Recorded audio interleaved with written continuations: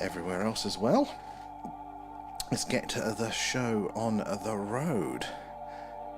How are we all doing? We're doing a live alien radio signal hunt, searching the hydrogen line for potential alien radio signals coming in from amongst the stars. The frequency, the hydrogen line there, is the channel on the radio dial that scientists theorize we are most likely to hear the hello, is anybody else out there message. And we've heard it a few times there. Isabel, welcome. First in, actually. We're doing a live alien radio signal hunt there. Scottish is in as well. How are you doing tonight? And I'm just trying to get everything rolling here. Yes, we're doing a live alien radio signal hunt. Bougie too. Jeanette as well. How is everyone doing? So we had a night off last night, which is strange for us. It won't be a regular one, don't worry. But yeah, we're doing a live alien radio signal hunt. Yeah, we're all good. How are you all doing? So once again, searching the hydrogen line for potential alien radio signals coming in from amongst the stars. Simon's in too. I'm glad, Scottish, I'm glad. How about you, Bougie? Carl too. Good to see everyone. Lamorgs as well. You're up late. Good to see everyone. So yeah, sadly cloudy again, but this coming week, so far at the minute, we are due some awesome clear skies. So I think we're going to have another chance to do some sky watching, looking for UFOs, UAP flying around in the night sky. Glad you're good there too, Bougie. Tickers, how are you doing tonight there? Oh, Scottish, you've got a telescope. I love that. Now, do make sure you send us and tag us in any pictures you take up there. We still haven't crossed that threshold ourselves yet, though. Thank you for the likes there, Bougie. Appreciate that, guys. It is those likes and shares that helps us reach more and more like-minded people like yourselves, getting more eyes and minds on the phenomena, so we can all piece this puzzle together there. Janet, too, with the likes. Appreciate that. So, yeah, we're searching this radio frequency, hydrogen line here. It's 1.420 there. So it's really down the low end of the spectrum, quite far from your FM radio stations and things like that. But this is the part of the radio dial where we would expect ET to send the hello, is anybody else out there message. And over the years, there have been a few potential candidate signals revealed there. Now, the most notable is the wow signal there, detected in the late 1970s, but there have been many more. DJ's in as well. Simon, thank you for the heart. Appreciate that. All goes back in to the stream there. So yeah, there have been a few interesting signals over the years there, but why? Why this channel on the radio dial out of all of them there? Well, this one is particularly useful for radio astronomy there, for science, for learning about the universe, and it'll always be relevant. And because we know this now, scientists know this, they'll always be searching and listening on this frequency, regardless of what our communication technology might be. And we think that ET would think of the same as well. So if you want a message to be heard, this is the place to put it. OGV's in the house. How are you doing? Good to see you in there, Simon. Glad your stickers have arrived there. So yeah, that is why they think this is the channel on the radio dial most likely to hear those messages there, hopefully coming from an extraterrestrial civilization. Now, as the Earth rotates, our dish will sweep across the sky. And as it does that, sweep across, hopefully, many stars there. And hopefully one of those stars is going to be inhabited by an intelligent race. They'll be sending us a signal. Where are we in as well? Chris, good to see you there. KO too. Everybody's coming in tonight there. Scottish, you're on your brother's account. That's what brothers are for. But yeah, V, thank you for the likes there.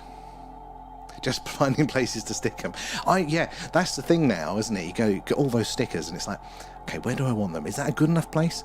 Is that gonna, am I gonna get rid of that notebook too soon? You never quite know. The stickers we're talking about, guys, our little fan club stream stickers there. We've made IRL ones, versions you can buy in real life from our TikTok shop there. Only a handful of them left. They're a little bit of a novelty there. And Janet, tap and like, and it helps, but it does. Thank you, Janet, there. I appreciate that. It is those likes and shares that lets TikTok know that people might like this stream, and then it will show it to more people. And I think the most important part of this is there's a lot of people out there that, unlike us, that they haven't necessarily had an experience. They haven't had that question. What, is life out there? What's going on? Maybe they heard about Roswell on the telly once. Well, that's interesting, and have not thought any more about it, but they're not quite the skeptics either. And I think if we can get them in, they can hear some of the experiences that you guys have had, see some of the evidence that we see, particularly with our skywatch streams, our UFO hunts there. I think we can put the old the needle of belief over for them and slowly erode some of that stigma that we've all faced there. Leo, how you doing there? Go up to 1.7. So sadly, we can't go up to 1.2 because our dish is tuned for this range here, for the hydrogen line. Now, the hydrogen line is very interesting because we've had past signals here before, potential messages coming in from other star systems. But also, it's reserved for listening only. It's very useful for radio astronomy, and therefore you're not allowed to transmit on it. So anywhere else on the radio dial, there could be technology. It could be a satellite, could be radio communication, somebody's phone, Wi-Fi, whatever it might be. Technology can use all of those frequencies, but the hydrogen line, nobody's allowed to transmit on. So if we get a nice clear signal in, then that really helps us to filter out some of those other explanations for them and things like that as well. So that's why it's of interest, but we would like to explore some other channels at some point. It's just hard for us to tell them apart there. And Doja, how you doing? Anything interesting? So, yes, actually, we haven't had that quite clear signal yet, sadly. The big spike there, maybe a message coming through, because they are very, very rare. But it's a good question. Is there anything interesting? We are seeing this, look at the background noise there, is very, very active at the moment. And we have been seeing some slight evidence of a possible signal right where we would want to see it on that middle line there before. How you doing, Doja? And Leo, thank you for the follow. Where are you joining us from tonight? Guys, if you're not following us already, we do a live alien radio signal hunt basically every night that the weather is cloudy. If it's not cloudy, there's some footage of our live UFO, UAP, skywatch there, see all the weird and wonderful things flying around in the night skies over Wiltshire in the UK, which, if you know, is right in the heart of Crop Circle country. Hopefully you can join us for get those notifications when we go live. Harco's in, Albert as well, V, thank you guys for the gifts, that's very kind of you. It will go straight back into the stream there, Patreons too. Right, where am I into the chat? I can't already scrolling ahead on me there. Let me scroll up. No, we've done that one. Tickets coming the like. Simon, I'm going to clear vinyl them and put them on a crash hem. Oh, that's a good idea. Tag us in some pictures there. I would love to see the pictures of you using those stickers out in the real world there. B, how you doing? From across the pond. Definitely get those stickers. They should be. Your ones were posted on Saturday, so yesterday. So hopefully, I don't know how long international shipping takes, but hopefully you can get those too. So guys, if you are joining us for the first time, we're doing a live alien radio signal hunt here, searching on the hydrogen line. That's the yellow line at the top of the screen, and it is the channel on the radio dial that scientists theorize we're most likely to hear the "hello, is anybody else out there" message. There have been a handful of interesting signals received over the years. Nothing conclusive because it's very hard to tell without repeat of those signals there. But there's some very, very interesting candidates that have been seen there. Oh, you've seen a star for your telescope, Scotch. I love that as well. You're having more luck than I've had with telescopes there.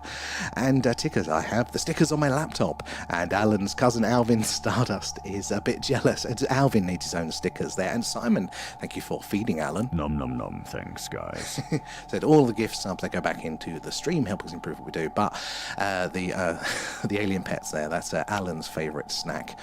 Where are we? Let's scroll down there. Harco, good to see you in there, matey. Haven't even got through your messages there. Raf's in as well. Good to see you, mate. Let me scroll through down here, catch up with the chat there. You have to be in it to win it. Exactly, Tickers. It's a long game, this one here, where we're searching for these radio signals. They're not going to come up every stream by far, but there does seem to be an increase in frequency of these detections, and because they're much rarer, if we do get that signal here, it is very, very much like winning the lottery there. We all get a little bit of a claim to fame there because they are so rare, but they're also so clear when you get them in. As well there, DJ, thank you for the shares. Appreciate that. It is the shares and the likes that help us reach more and more like-minded people there like yourself, getting more eyes and minds on the phenomena, so we can all piece this puzzle together there. And Spartacus, welcome aboard. Where are you joining us from tonight? Do say hello if you're new here. So let us know where you're watching from, and how do you feel about the alien phenomena? Are we all alone, or are we being visited there? Where do you stand on that one? It might take me a second to get through to you all in the chat there. Excellent there, Simon. And B, I know I'm so excited. I'm going to make all my American friends jelly with them 100%. We want to see those stickers out in the field there. Alan likes to see his face everywhere. Little ego on that green thing there. Thank you for the like there, DJ. Atlas, Spartacus, Atlas is a very interesting object. I think I'm leaning to it being a fancy interstellar organic object, like a fancy comet or something, but it's not a hard belief. It is very, very strange and anomalous there. So hopefully some more information that will come out will there's more information will come out and then put that one to bed there. And Veritas, how are you doing there? Why is Venus flashing now? That is a good question. That implies that there's a news, there's evidence of that. I haven't heard it yet, but that sounds very, very interesting. Mate, I haven't really checked the news today. So Venus flashing. What do they mean by that one? V coming in with gifts, thank you. That sounds very interesting, because Venus is one of our close neighbours there. Nom nom nom, thanks, guys. And they did say recently that they do think they may have detected signs of a life there in the clouds of Venus, microbial life probably, much like Mars. But what would that mean if the three closest planets in our solar system all have signs of life? Now that would be very interesting indeed. Must say that life is probably quite abundant there, and why wouldn't it be? Life is very, very common here on Earth, very diverse. There is a species, an organism, a niche for every little environment. Why would space be any different there? Get my first place. First piece of my setup to help out on, where are we? On Christmas. Oh, good laptop. Excellent, B. I'm looking forward to that. From your telescope. Again, I'd love telescope. A few of our community have got telescopes recently, and I mean, I would love to do that one as well there. And I can't even read. My eyes are so dead there.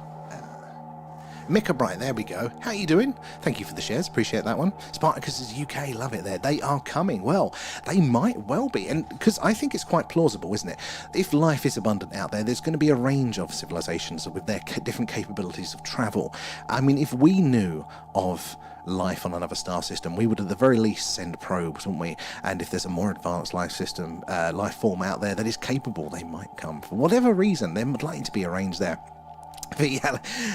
Alan, show yourself. He's shy today. He's coming out though. And why are we all? Where are we all logging in from, Ticker? It's a good question. Say hello, guys. How far is the galaxy? Oh, Scottish. So it's how wide is the galaxy? We're not quite the middle, are we? We're just top end of the middle out. If you think of rings, we're kind of just on the top middle of the rings there. Is it like 100 million light years across? It's a very, very vast distance there. B, Scotland, love it there. Humans will be gone by 2040. I mean, it's possible. At the minute, I haven't seen any direct evidence of that I'm worrying about too much at the minute. But it doesn't mean that, that might not happen. There's lots of threats that could get us. We could do it to ourselves. You've got things like AI there. We're always fighting amongst ourselves, let alone alien involvement. It's all possible. And Janet, thank you guys for tapping. And I second that one, Janet. Thank you there. How are you doing tonight? I think to find more life in the cosmos, we're going to have to change how we define it. Again, another brilliant point there. We always have, obviously, based our assumption of what life out there might look like by our own experience there, what we know of life, and that definition is constantly changing. And you've probably heard the phrase the habitable zone, which is when we look at other star systems there, we are saying there's this zone of a planet being either too close or too far away, or in the habitable zone, therefore away from its star, to allow for liquid water and therefore life. But that is likely, that is always changing, because as more we understand about the universe there, the more we understand that maybe water might not just be on the surface, it might be under an ice cap, and that could still qualify. So our definition of what could be habitable keeps changing there. And again, the more we understand about life itself, which really isn't that much there, will keep changing and probably keep moving those goalposts. I think it is going to, as you say, be more and more diverse than we could ever think there. Tickers, Raf says, guess what he's having tonight there? I wonder if we can get that one. Carl, Paul, and Bougie, thank you for the gifts. And Carl and Paul. Nom nom nom, thanks, guys. Thank you for feeding Alan there. It's not letting me scroll up there. No, I am up to date, just about there. Let me scroll. Where were we? In the chat. Yeah, I think you're very right there, B. The more we understand, the more that definition of life is going to get wider and wider there. And Smudgy, welcome aboard. Where are you joining us from tonight there? Paul's in as well. Janet, checking in from LBC Radio. I do love a good radio station there. Bit of a radio geek. Back in my days of working those things. Good to have you in on board there. Simon as well, thank you for the heart. Appreciate that. All of the gifts to subs to patrons could go back into the stream, helping us improve what we do here. So yeah, if you're new, we're doing a live alien radio signal hunt here. We're searching the stars. Hopefully you can wait to hear ET say hello. As the Earth rotates, our dish will sweep across the sky, hopefully passing over a star with a planet that has life and sending us a signal. If we do get lucky, if we see that nice clear spike, it'll come through at the top of the screen, but it'll only be there for between 30 and 90 seconds. Because of that rotation of the Earth there, we're only going to be on, over and off of target for between 30 and 90 seconds at these distances. So we have to pay attention. It's a bit like a lottery. We want to see it pop up there. Veritas, have a nice evening. You too, and welcome. Hope to see you in again there. We are out in the countryside of the Milky Way. Yeah, we're in the suburbs. So we're not the oldest. We're not the furthest out, are we? Oh no, it's in the middle is actually the oldest, isn't it? It's reverse in my head. You think it's spread out over time, but no, the newest is on the fringes, isn't it? I think. There. Let me scroll through. Joseph as well, coming in with the shares. Appreciating that, guys. It's the shares and the likes that help us reach more and more like-minded people there. And the Paddington gives their V. Thank you for those. And the hashtags too. Loving the stickers. Liverpool's in. How are you doing tonight there? Told you I'll be on. It's good to see you, DJ. It's good to see you. Alan says hello there as well. Where are we? Scroll down there. And Mr. A. Jones, years ago, I let them use my computer to process signals, but finished. So, Mr. Jones, that is the SETI at home, I think you're talking about there. And that was a screensaver that you could download. And whilst your computer wasn't on, going to sleep, it would actually be processing data that from all the radio telescopes that SETI had partnered with there. And the idea was, because computer power is expensive, they can devolve that around to the community. Lots of people really, really miss it. And the rumour is they're going to bring it back in app form, which I think would be really cool. But Mr. A. Jones, did you know that they detected a signal with the SETI at Home project there? Again, it was right where we expected it, this position on the old radio dial there. And it was had all the hallmarks of what you would want to see. Now, they officially said it was probably localized radio interference, but it's not quite a scientific statement. They didn't fully disprove it there. They couldn't actually think of what this thing was. They couldn't replicate the signal, the effect there. So it's still a very, very interesting candidate signal. It might have been your very computer that helped to do that one. The Earth is abiotic. 34. Oh, where are we? Just scrolling ahead on me there. 34 billion years old. So yeah, lots of people, don't they? They just they dispute the main narrative there on how old the Earth is. Some people say younger, some people say a lot older. But I think the accepted time frame is about 4 or 5 billion years, something like that. And the universe, again, that keeps getting pushed older with the James Webb Space Telescope now seeing older and older galaxies there. But they reckoned initially it was about 12 billion years old. So if we're 4 billion years old, there was 8 billion years for other stars to form and planets to form around them and life to evolve around it. And speaking of which, an older star, Ross 128, which is only about 11 light years from us, that's quite close in stellar terms there. So it's a little bit older than ours. And was it 9 billion? No, I can't remember the actual age of it now. It's a little bit older, essentially. And therefore, their planets have been more habitable for longer. So life could have developed there. And we know that there is a planet in orbit of that star that is actually within that star's habitable zone. So we know liquid water could be there. So yeah, that, and we've also received a signal from it there back in the early to mid 2000s from it there. Almost 20,000 likes already. That is insane, guys, but thank you for that one.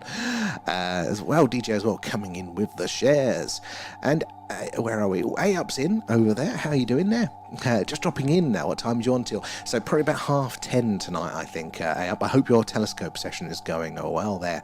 And Raf, what's really hard to imagine is that half of these stars we look at might not even be there anymore, and we wouldn't have a clue. You're very right there. So when we look up at the night sky, even when we look at our own sun there, because of the time that light takes to travel over these distances, and they're so vast there's actually quite the delay. If the sun disappeared, we wouldn't know for about 6 minutes there. We'd still see the light, because that's how long it takes to travel all this way there, getting our heads around relativity.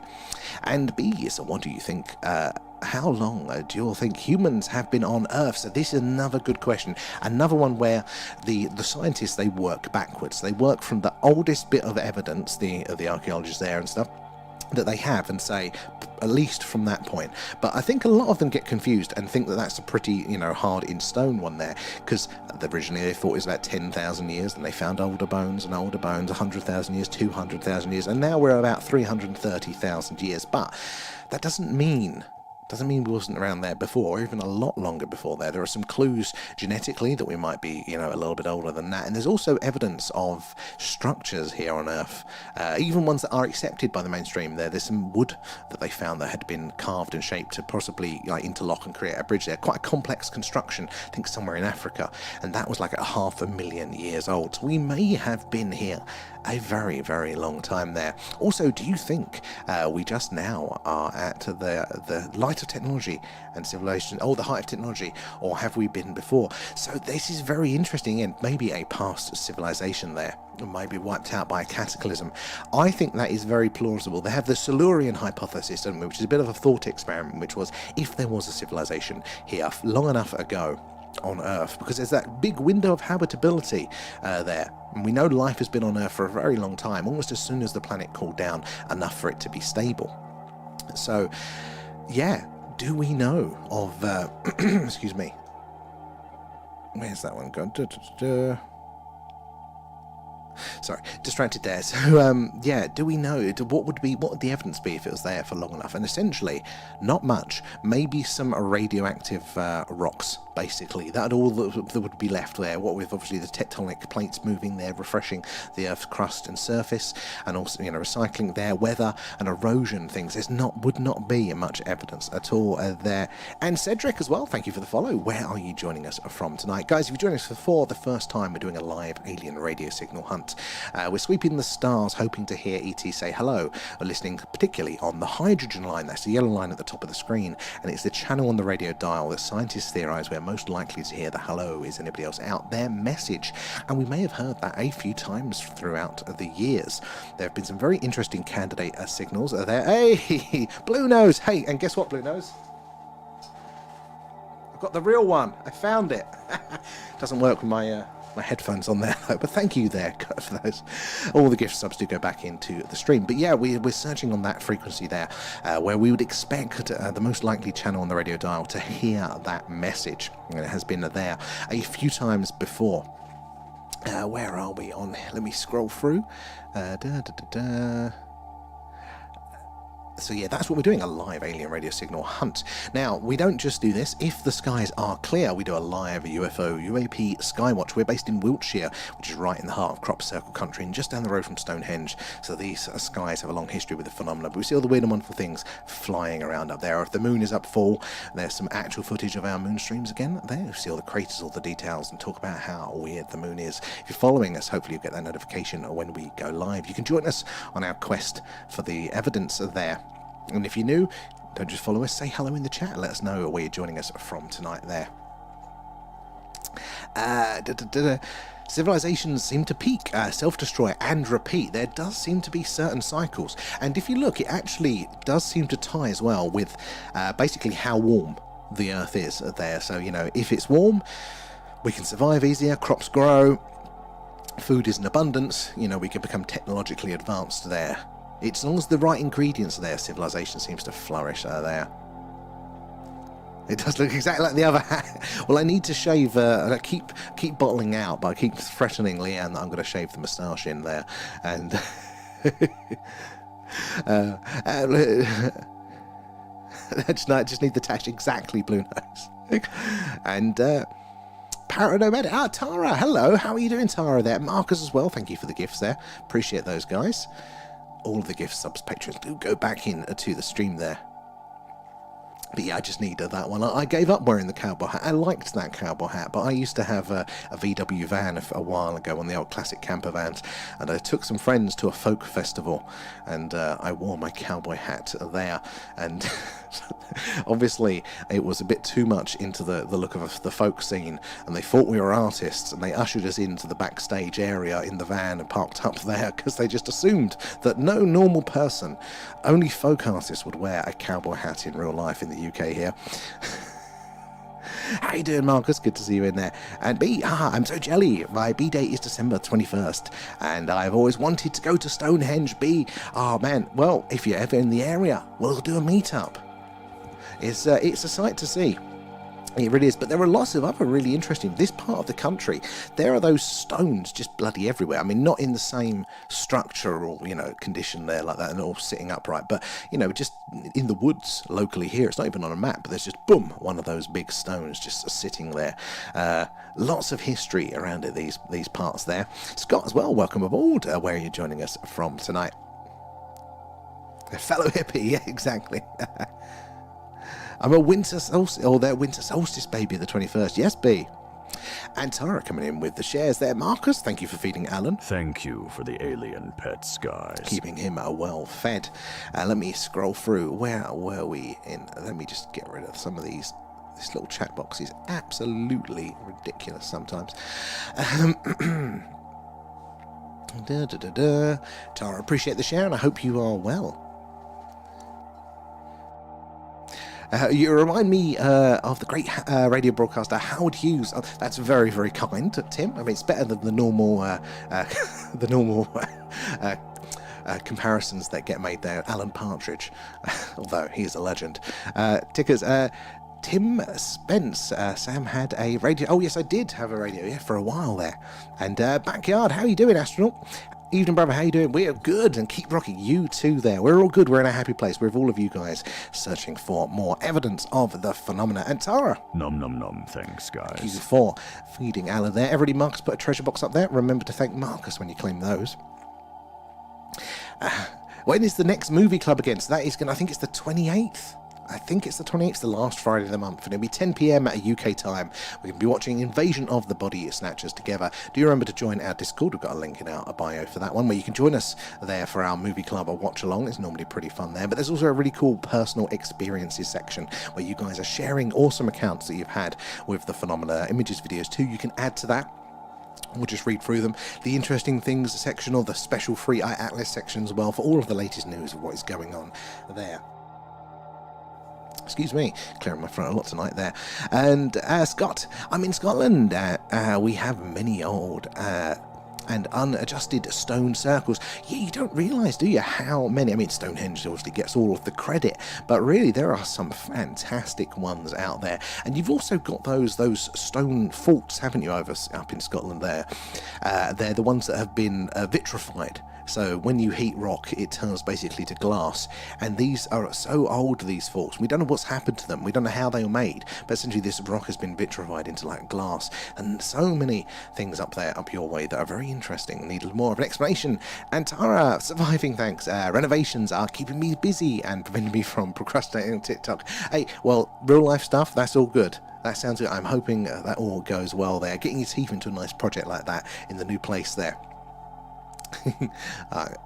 And back here as well. So what do you think about the walking around the bush, about the subject UAP and Free Eye Atlas? So, well, I think it's been an interesting time, hasn't it, Free Eye Atlas? I'm currently leaning to it being a fancy interstellar comet or some object along those lines, but it's been a really interesting time, because for a long period of time there we were all agreeing with the observations and what was being seen, and in a way we all, scientific community and us, we disagreed with what that meant, but we were at least talking along the same lines for a while there. And it's always interesting, isn't it, when space events capture the wider imagination with people. I think it slowly pushes the discussion forward, and we ever so slightly improve how we all have that discussion. We've got a long way to go between how we all, the scientists versus us, and like the organisations and things like that. There's a long way to go, but I think it has ever so slightly pushed the needle a little bit there, helping us maybe have a better dialogue, better chats around all this. It's a good question there. The ones on Orkney are amazing. Oh, you went there, didn't you, recently as well? B, you actually... Thank you, B. That's very, very kind. Do appreciate that. Alan very much as well there. Said it all helps us, improve what we're doing there. But speaking of being the first patrons there, if you use the link in our bio, guys, you get the first month for free, and you can join us over there. We do deep dives because it's a smaller group, and we don't have to keep introducing everybody and saying, you know, what we're doing there. We get to really, really get our brains into a document or a whistleblower account related to the phenomena. So the one that's coming up next is the paper on the ultra-terrestrial hypothesis there. So not extraterrestrials, as in little green men from other planets. This is ultra-terrestrial, so from here, but there's that extra layer there from Hal Puthoff. So we're going to be reading through that paper, and that's going to be this coming Friday at, I think we're going to move it to 10 p.m. UK time. It's listed as 11, but I'm going to try and do that one for 10 p.m. UK time. So, excuse me. So yeah, join us over for that. You get the first month for free, or if you're already a member and use the thing, make sure you're in the correct band, the skywatcher tier, the lowest one there, and then that will allow you to keep joining in on those streams there. You can watch all the past ones again, and we actually put up a little behind the scenes video over there today, so we're going to try and do some more of those little things on the in-between weeks as well. And as V says there, guys, please feel free to follow, get my words out there, and share. It is those likes, those shares that helps us reach more and more like-minded people there like yourselves, getting more eyes and minds on the phenomena, the better, the more we can all piece this puzzle together there. Now let me quickly go and make sure I've not missed too many there. And Laurelas and Kate, thank you for feeding Alan. Nom nom nom, thanks guys. And T as well, thank you for the gifts there. Appreciate that. As it all goes back into the stream, the Patreons too. No going down the pub for me and Alan there. But yeah, that one's going to be an interesting one, I think. I do like our deep dives. If we can really get into the details there. Where are we? Let me scroll. It's going to take me a second, guys, to catch up with the chat, but I will get to there. And Kate, hello, Kate the Late, how are you doing? How is the family? How is hubby, more importantly, there in the backyard? Yeah, but we all know it has been going on for more than 80 years, and yet they leave us in the dark. Oh, 100%. They are always hiding things from us there. You have the narrative, the easy-to-form, digestible thing that they kind of, give everybody else, and then there is what they know themselves. But why? Why? And then what is the specifics of what they're hiding as well? That's the interesting bit, isn't it? And T as well. So is the signal real then? I thought it was a joke. No, it's T. Good, I love that one. So I've just knocked the bloody thing off. 2 seconds. Which button is it now? I've got too many buttons here to text. It's connected by a USB there, so I've elbowed it out the way. There we go. So yes, there have been a good number of these signals throughout the years. Now, can we 100% say that they are definitely alien? It's difficult, because what we need, and I think it's quite fair of science there, is to basically they want confirmation. They want to hear that signal repeated, pick it up from a second telescope. Now the problem is these signals are quite fleeting, so we've not had a chance to get another telescope in time pointing to listen to them again. So the WOW signal, the really famous one from the 70s there, the nature of that telescope at the time, it couldn't record any message that was within it. It was just that there was a signal and how strong it was, but none of the other stuff there. And it was also, it kind of printed the results off, and they would collect them each day and then manually go through them. So there was that delay from detecting the signal from then, being able to identify it. They couldn't ring up their friend at another telescope and say, can you just confirm it? So that's why a lot of these signals get written off. And again, there have been a good handful of them over the years. Science likes to play it safe, or they think they're playing it safe anyway. But they come out with some really unscientific explanations when they go, because it's difficult to say, right, we're getting this, looks like a signal, and they can normally filter out some of the obvious stuff, and we can filter out some of that too here. Radio's quite interesting, and the way those signals come through, it tells you a lot about them. So first of all, if we do get a signal on screen here, we would expect it to only be on screen for between 30 and 90 seconds. That is how long as the Earth rotates. We'll pass on over and off a target there over a star, so it wouldn't just be there constantly. So that gives us an idea, that time gives us an idea of how far away it is there. So that's how we can filter out some of those signals. But yeah, there have been a number of good signals there, but it's just taking it over that line for 100% confirmation for a lot of them. Me scroll through, keep coming in with the shares. Scott, I've dabbled in SDR. We'll revisit. Enjoyed it. Your setup's got to be awesome. Thank you, Scott. And honestly, the more people doing this, the better. I think the more eyes and ears we have looking for the phenomena, and now we are so connected, like we're all here tonight doing this, getting the evidence. That is what's going to push disclosure forward. More people are going to have these questions. They're going to see more of these anomalous events and just go, right, the status quo is not up to the job anymore. We need a better exploration there. So do jump into that. It's not as bad actually. The software, the top bit of software, that is the SDR++. It's open source software you can get for free. The middle section is stuff, the analysis here is stuff we've been working on, but we are trying to make that available to other people as well. So do jump in on that one. But I'm so excited about that, and I can't wait to dig into it. It's going to be a fun one, so looking forward to seeing you on that deep dive there. And Tara, no light pollution here, so clear nights are brilliant. Capella is especially bright at the moment. Oh, honestly, we're lucky here with the amount of light pollution, but it's not perfect by any means, so I want to see some pictures of that one. And Tara there. Mr. Money's in the house. How you doing, Mr. Money? V coming in with those hashtags, and let me scroll up there, and Joshua as well, thank you for the gifts, and Joshua and Leanne, Nom nom nom, thanks, thank you for feeding Alan. Now let me scroll up here so I can catch up. Oh, Raf, where are we? I've missed a few of your comments over there. Spot, how did you know? Yeah. No, you're having a chat much of that's all right there. No, you're having a chat. I don't need to read through those ones. Right, where are we in the old TikTok chat? I'm not allowed to verbalise this, but there you go. Read that. Join us over there for a backup. Get to see a little bit more of the screen there as well. Right, let me scroll through. Where am I? So it could take me a bit of a minute there to get through the chat and catch up with everyone there. And Backyard Astronaut, I'm on a laptop. No share option, no worries. But it's good to have you in. Where are you joining us from? You might have mentioned, but I've immediately forgotten. And Scott, I'm new here. I need to ask, have you ever had an odd signal? Good questions. Oh, I've just not the bloody thing again. That's what I've done. So, good question. So we haven't had a clear... let me just restart that one.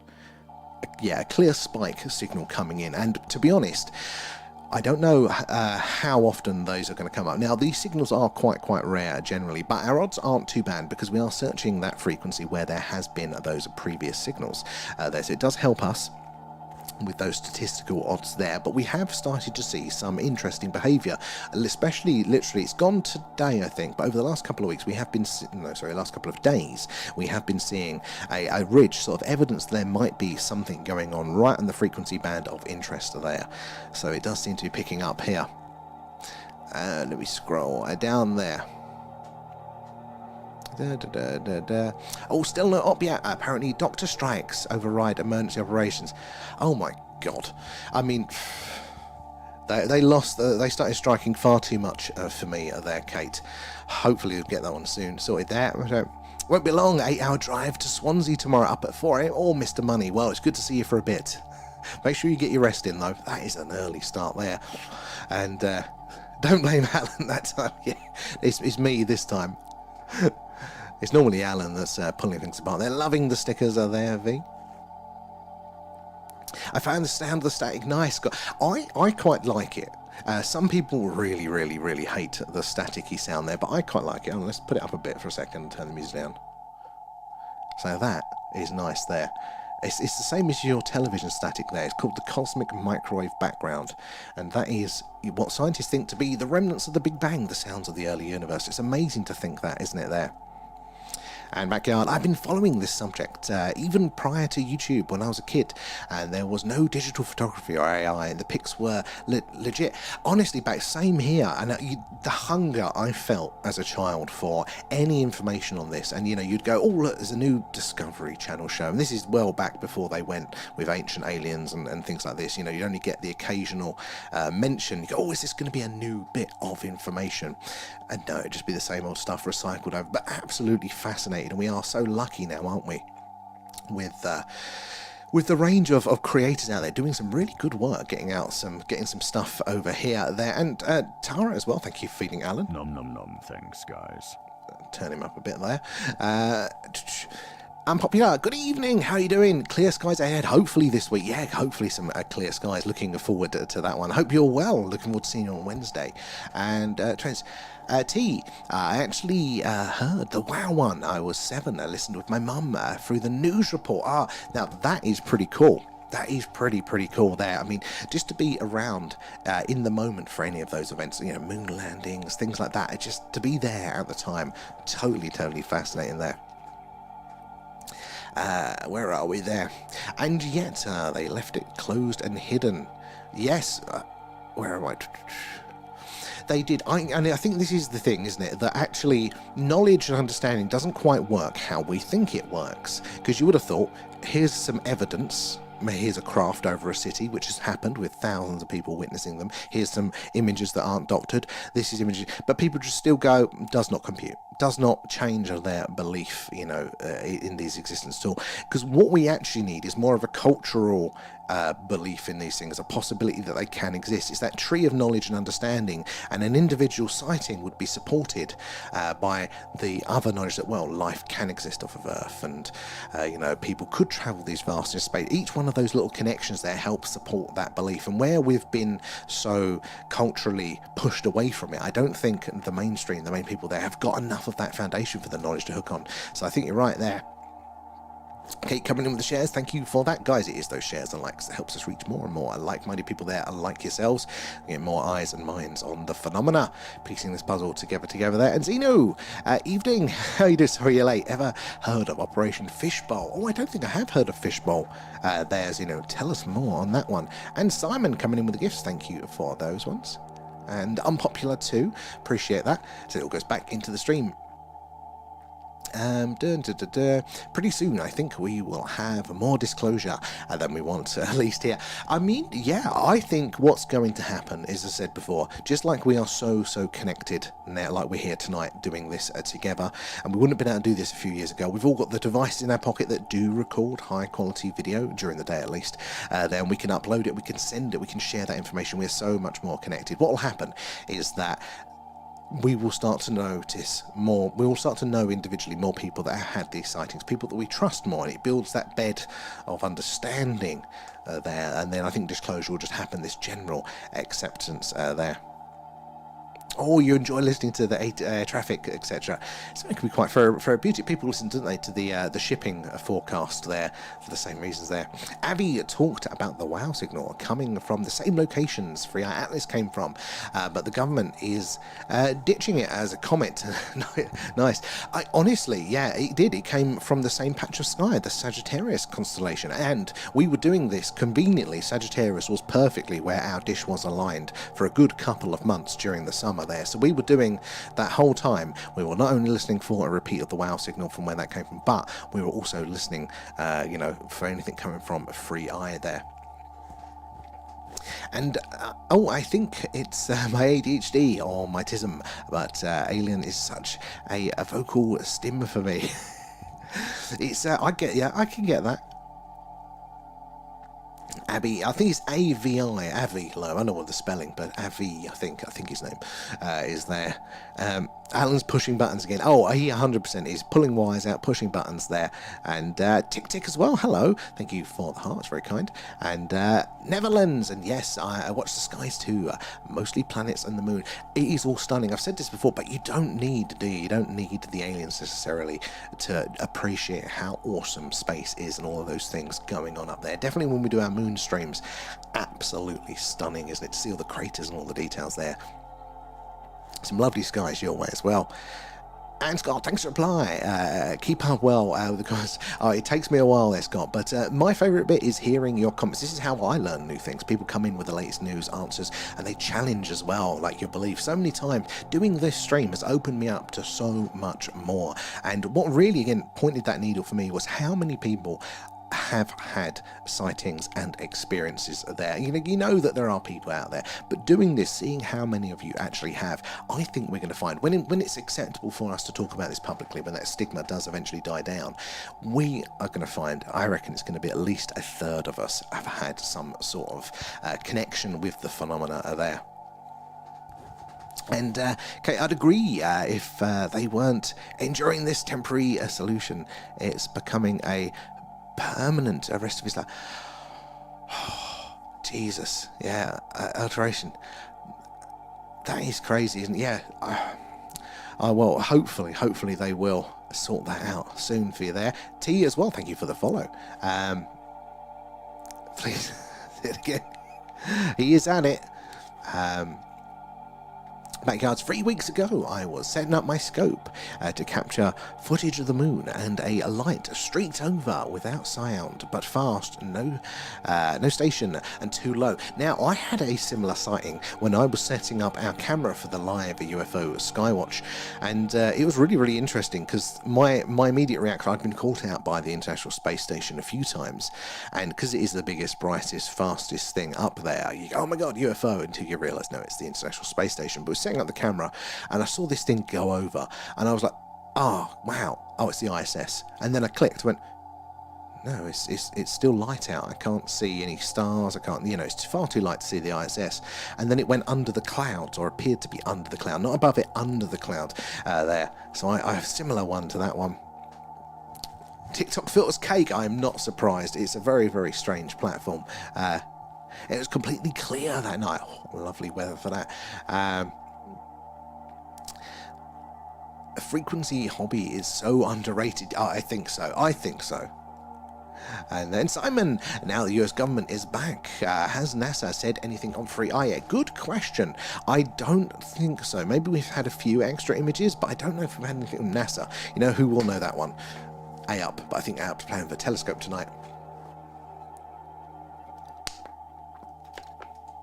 And Xena, sorry. Imagine disclosure involved US being told were contacted with a Donald Trump plane located at the bottom of a supermassive water world, and a firmament 7 kilometers thick Pyrex crystal holding our atmosphere pressure. That explains why we can't escape. Oh, if I heard about the firmament, so I don't know much around this area. Interesting. I've heard of the firmament there. Get my words out. And Harko, I'm in stereo today, TikTok on the phone and the TV. I love that one, Harko. Well, have you got it on TikTok on the TV, or are you doing this one here, one of those two ones, so you can see the full screen there? Now, that is commitment there. Appreciate that, Harko. And Scott, all we hear is Radio Gaga. Oh, every now and again people put lyrics in. Because I read it before I've read it, before I've processed it, I end up sometimes singing. So Agent X normally likes to catch me out with the odd lyric there, and nearly got me there. Our Tickers off now. You've got the gym tomorrow. You do need your beauty sleep there, Tickers. But thank you for joining us, and Morgs as well. Good to have you guys in. We'll see you later. I was on a bit later tonight, but we'll be back to normal service 8 p.m. UK time tomorrow. And I don't know if it's tomorrow that's going to be clear, but the week ahead is looking like it's going to be nice and clear. So remember, guys, join us for those, because we're going to be doing a live UFO UAP Skywatch every night that the sky's clear. There's some footage. We see all the weird and wonderful things moving around in the night sky. I want you to join us for those. Let me do it. And B as well, I have nothing against anyone. I can't do the flat earth thing. My hubby saw the curvature of the earth, so I know it's round. I'm not of the flat earth persuasion. I don't really know the argument to say I disagree, but I don't think I would be persuaded. But I haven't heard the argument, so I'm open to everyone, because I always remember that to the normal folk, to the mainstream, we are the flat earthers. So we want them to give us the time of day. So I think we have to extend the olive branch as well and hear people out. Loving the stickers there, Laura. How are you doing? Pineapple. Peace there, Raf. And Harko, you hear the background noise better on the TV than on TikTok. Oh, could well be. I know we've had better. It does on the other one there, on that one. If you join us on that platform, you can see. Actually, just put the video up there. So when it comes up, you'll see it in a second. So you get a better sound. But also for the Skywatch, you see the full screen, so you see more of the stuff moving around. But you get to see all of the extra analysis going on and the live sky map that's directly behind me. You can't really see it on TikTok there, because it shows you basically what stars are close by stars are in range of our dish there. As well, of course, it's just like religion or spiritualism. We listen and we don't exactly, but that's it. Exactly. We are I said before, it's a knowledge buffet. Everybody brings a dish, and you can go up and then take the bits what you want. And you never know, try something new, you might like it. But we don't force the vegans to eat the sausage rolls, so I like that. Simon as well, loving the stickers there. And saying as well, there are pilots saying they know it's flat, as they don't need to adjust their pitch, just a straight line, no curvature compensation, and just think that's fair. I mean, there's lots of things as well like that are really, really weird there. So that's why I wouldn't throw anything out there, especially if I haven't really done the research. It's like the moon landing stuff as well. Now, I do believe moon went to the moon and stuff like that, but partly that's only an emotional argument, you know, because it was such a positive time, you know, man going to the moon, all that, you know, just for humanity, it was a great thing. I want it to be true. And there are some things, you know, like the other orbiters and things like that that are in orbit, and they've taken pictures, haven't they, of the landing sites. But hey, that could be faked. But there are some questions around the moon landing, so I think it's totally fair to have those questions and to maybe be skeptical and want a bit more information around that. So even though I believe we probably did go to the moon there, I mean, I think having questions, especially, you know, when people pose these interesting arguments are there. Totally understand that. And always knowing the knowledge buffet is coming there, Laura. You're in the queue there with your plate. Buzz Aldrin saying we never went there. Yeah, he did. They did do some very strange things that they said there, and even old Armstrong, although he was much more of a sober character, wasn't he? He wasn't very publicly into UFOs or anything like that. He did. A couple of years after returning to the Earth there, after the mission, he did set up an investigation group. He was like a co-founder of one of the early sort of UFOlogy groups there, which was interesting. So he wasn't public with that, but it's very, very interesting, isn't it? My lady and I went to the beach 3 hours drive, and a ship disappeared behind the horizon. Possibly. I mean, I do lean that way, but yeah, it's a... And, you know, I just don't know what to think anymore. Now that, I think, is very bloody relatable, isn't it? This is the thing, and I feel like this with Free Eye Damn Atlas here. It's got to the point for me that it's doing so many interesting things, but there is also, for every argument that I hear that makes sense, that go, well, this is anomalous, this is strange, are we sure it's a comet? And then I hear a rebuttal, and that also makes sense, and I'm just like, I am out, like, I can't add to this conversation anymore. Like, my gut feeling on this is so limited. So, you know, like, I know I'm out of my depth scientifically, you know. All I know is I don't trust anybody. So I totally feel you there, and I do that. Exactly. There, John, as well, and where are we? Gems as well, good to have you guys in. Where are you joining us from tonight? We're doing a live alien radio signal hunt, searching on a frequency called the hydrogen line. That is the channel on the radio dial there that scientists theorize we are most likely to hear the hello, is anybody else out there message. And we have heard some things that could be alien radio signals a few times throughout the years, and the frequency of these signals does seem to potentially be picking up there. They used to be quite rare, maybe once every few decades, but we're now getting multiple per decades. Now, we do have to put in the time, put in the hours to hopefully detect that one. We're not likely to hear them once per stream, but if we put in the time, again, our statistical odds does help us there. Everybody knows the WOW signal there, detected in the mid to late 1970s there. It was only a couple of years after we as a species sent our radio message via our most powerful radio transmitter there, the Arecibo radio telescope there. We sent the message, we're Earthlings, we're from planet Earth, we're carbon-based life form, we're on the third planet from our star, etc., etc. We sent that message out, but we sent it once. And the problem with the WOW signal, why they can't 100% conclusively say it is an alien radio signal, is because it was only sent once, or we only heard it once. So why? Why would we, you know, why would we expect aliens to do things that we're not doing there? Why would our standards for that be higher? I mean, it does make you think, doesn't it, if we only sent it there? And B, so why do you think they wouldn't tell us if it's a ship? So there are many reasons, I think, to be argued there. So back in the 50s and 60s, I think it was the early 60s, they did, is it the Brookings report there, which is basically a report done for psychological analysis there on how the population would handle that. Well, it's a wider report generally, but it included how the public might handle the news that, we're not alone and what to prepare for like that. And it basically said, that we wouldn't handle it. Everything would go to shit. And there'll be riots, etc. So they've kind of got this in the back of their mind that we, the general public, it'd be so disjointed for us there that we wouldn't be able to handle the news. And I think also that, well, what if, and this is my favourite, although I don't know if favourite's the right word for this, but what if the truth is too terrible to be told there? And is that Nick Pope? Yeah, I think it's Nick Pope that said that one. Well, what if they do know the truth? What if they know that we are a science experiment from another alien race and they're on their way back to end the experiment because it's gone wrong there? What if there is no good news there and they're just kind of basically trying to spare us until then? So, there are many different reasons, aren't there, why they could be doing it. The other one is they do like to act like the parent. Now, governments, we kind of at the minute are treating them a little bit like the parents, but that's more to our detriment there. They shouldn't be the ones deciding what is good and what isn't for us there. We should be deciding that as the public, and then they should be managing it. But yeah, they do think, we're going to spare them this and that. Himatsu as well, how are you doing? Good to see you in there. And John, how you doing there?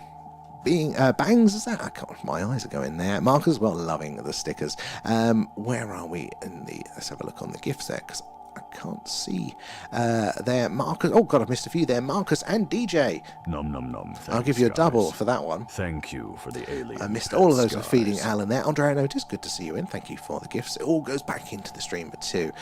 Let me scroll up to see where we are there. Well, it's also said that they might be us from the future. I mean, who knows what tech we might have then. And Backyard, yeah, so that is the, is that the ultra-terrestrials? Or is that the ultra-temporal or extratemporal theory, isn't it? So it's us from the future. And we did on one of our Patreon deep dives, we looked at, hold on, TikTok's making me to complete the puzzle. It's that time already. Let me scroll there. So yeah, we looked at that on one of our deep dives there. So a evolutionary biologist has put forward the theory that the Greys might be us from the future. And evolutionary speaking, it does make sense with our dependence on technology and how those advancements might be going there. Everything that we see about the Greys could fit in to be us from the future. But yeah, you've got extra dimensional is an angle on all of this that we might be considering, let alone ETs from another planet there. Gone are the simple days of those ones. And TikTok, if something is over 3 miles away, it will dip under the horizon and the curve. I mean, yeah, and Adam as well, thank you for the follow. Good to have you on board. Where are you joining us from tonight? If you are new here, do give us a follow, because we do this basically every night. If it's cloudy, we're doing this. If it's not, we're doing our live alien radio signal hunt. No, that's what we're doing now. We do a live UFO UAP skywatch. So there is some shots of the sky there. So do join us for those ones. And Andrea Notice as well. Nom nom nom. Thanks, guys. Beating Alan there and DJ as well. Thank you for those other gifts, matey. Where are we? God, I really need to put my glasses on for this stream tonight. Let me scroll through there. So yeah, I mean, there's lots of things like that. Tick. I do lean that way. And Simon as well. Perhaps they only let us hear it once for a reason. Oh, could well be actually. I've just knocked the bloody thing off again. I have the little, so the radio comes in via USB. Basically, comes in from all the amplifiers, USB to the computer there. But it's quite a heavy dongle. So any slight knock there seems to knock the damn thing out. I did blue tack it in, but that seems to have fouled now. So yeah, Ada as well, welcome aboard. And yeah, so Simon, yeah, maybe they did. Maybe it was a test.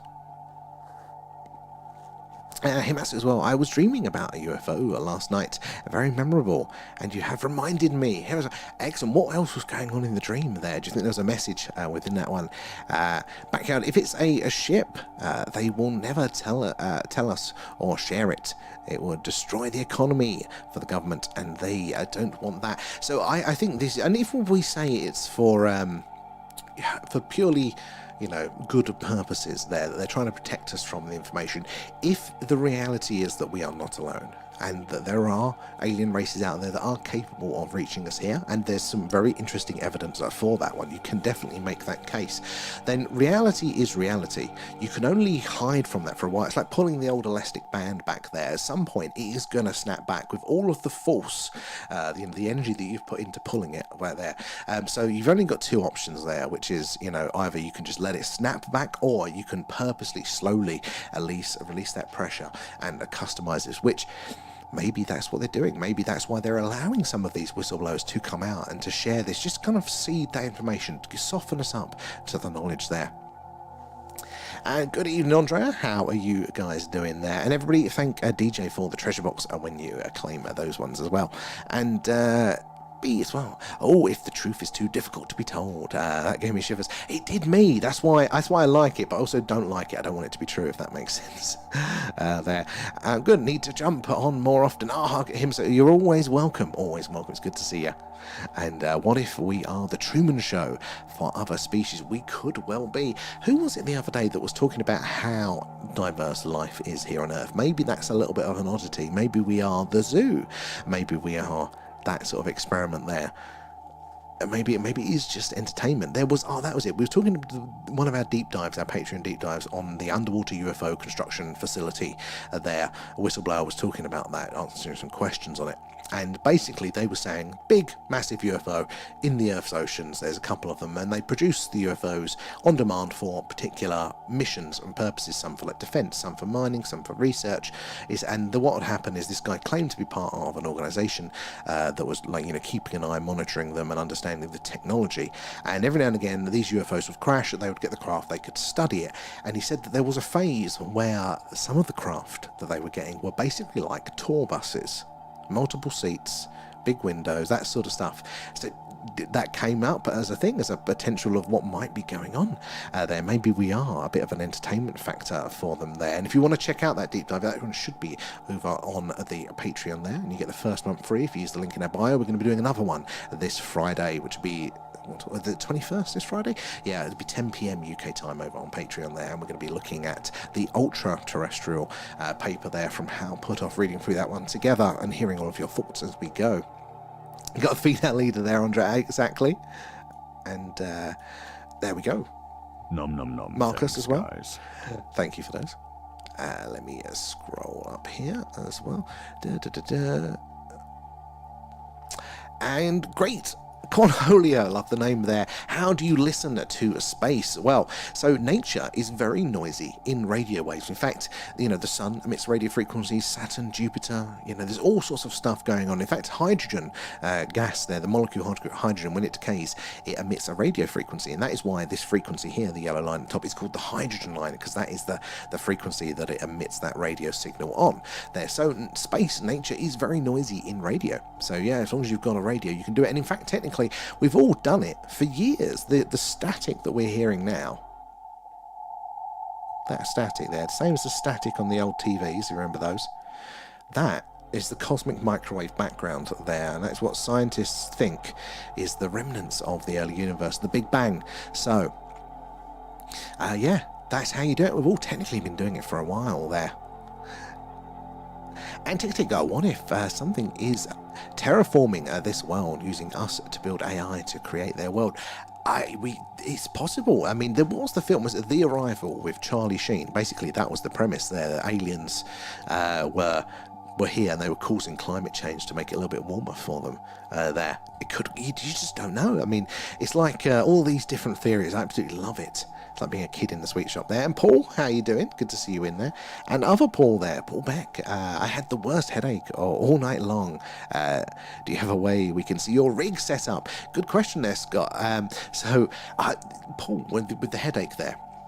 So, interesting that is, but a lot of our community have been reporting a connection, maybe something's going on up out there in space. I think we are probably more connected to these, Paula, not Paul, connected to these celestial events, like the moon. We know that affects, cycles, we know it affects people's sleep there. maybe the other celestial events have these effects as well. Scott, do you have a thing? So we, yes and no. I actually put it up on the, so it's at the minute it's only on the Patreon, but you can see it for free if you use the link in our bio there. You just have to remember to unsubscribe. Actually, I think it rolls you over to the free version anyway, if you just stay on it there. But yeah, we did do a little today, literally just did post a studio behind the scenes tour here. So we will be doing some on the camera rig. Next time I take the camera, set the camera up to do the live sky watches, and at some point I will do the audio, the radio and receiver and all of that at some point too there. So yeah, there you can see the studio setup now over on our Patreon. Link in our TikTok bio for that. And hearing everyone's opinions, I do so enjoy. Again, I feel like a kid in a sweet shop with all of these. The other analogy I have is that I'm painting like 100 different portraits here. 100 different pictures I'm going, and every time I hear a new theory, I'll go to that portrait, I'll update it, I'll paint over a bit, add this new bit, and I hear another theory here, and we're just kind of updating all these paintings. At some point, I'm going to step back, I'm going to look at them all, and I'll decide which theory, which one, or multiple maybe, that I want to hang on my wall, which one's the all set. But for now, I'm just open and absorbing it and seeing what makes most sense there as well. And here I was walking on a beach, and it was a circular UFO with a bright green/blue circle light on the underside. It was very low and made no noise. Oh, how did it feel in the dream? Was it like a positive? Was it curious? Or was it a negative one there? Let me scroll down up. Let me on the other platform there. Sorry. Zena as well. Don't apologise. Again, all these questions are welcome. So never apologise for that. And opinions as well. This is what it's all about. It's the melting point, isn't it? Melting pot for them all there. And why would aliens use radio frequency? Surely that's like using a string telephone to them. Well, they would probably use EE. I like that one, Zena, and it's a brilliant question. This is such a good question. Why would ET necessarily use radio? Out of all the other technologies, it could be laser light, could maybe some sort of quantum property or a telekinetic thing that we just don't fully understand there. And if they are using radio, why this frequency range? Out of all the channels on the dial, why this frequency? Well, this is why we think it is likely. So, because I said this is the frequency that hydrogen gas naturally emits, the radio frequencies, it's very useful for radio astronomy. There'll always be eyes and ears listening out on this and observing this frequency for those reasons, for those scientific purposes. And if we know this, radio is quite an entry-level technology. We think ET would know this, and they would be doing the same thing too. So logic would say that regardless of what your communication technology might be, you're always going to be, for those scientific purposes, listening to this frequency range. So we know that they would probably be doing the same, so therefore it's the most likely place to put that message. But that is purposely the reaching out there, sending the message out into the universe to see if another civilization is out there. That is the sort of message. We're not looking for ET talking to ET there. Maybe they're craft communicating, their intergalactic delivery order there. But that is such a very good question there, Zena. And Harko, they can use lasers instead of radio frequency. They 100% could there. And there is actually a scientist that does think they may have detected evidence of that coming from Proxima Centauri, our closest neighbour there. I think they're putting the paper together because they said, going through old telescope data, it does look like on multiple occasions there's evidence that somebody's been flashing a very powerful laser at us there.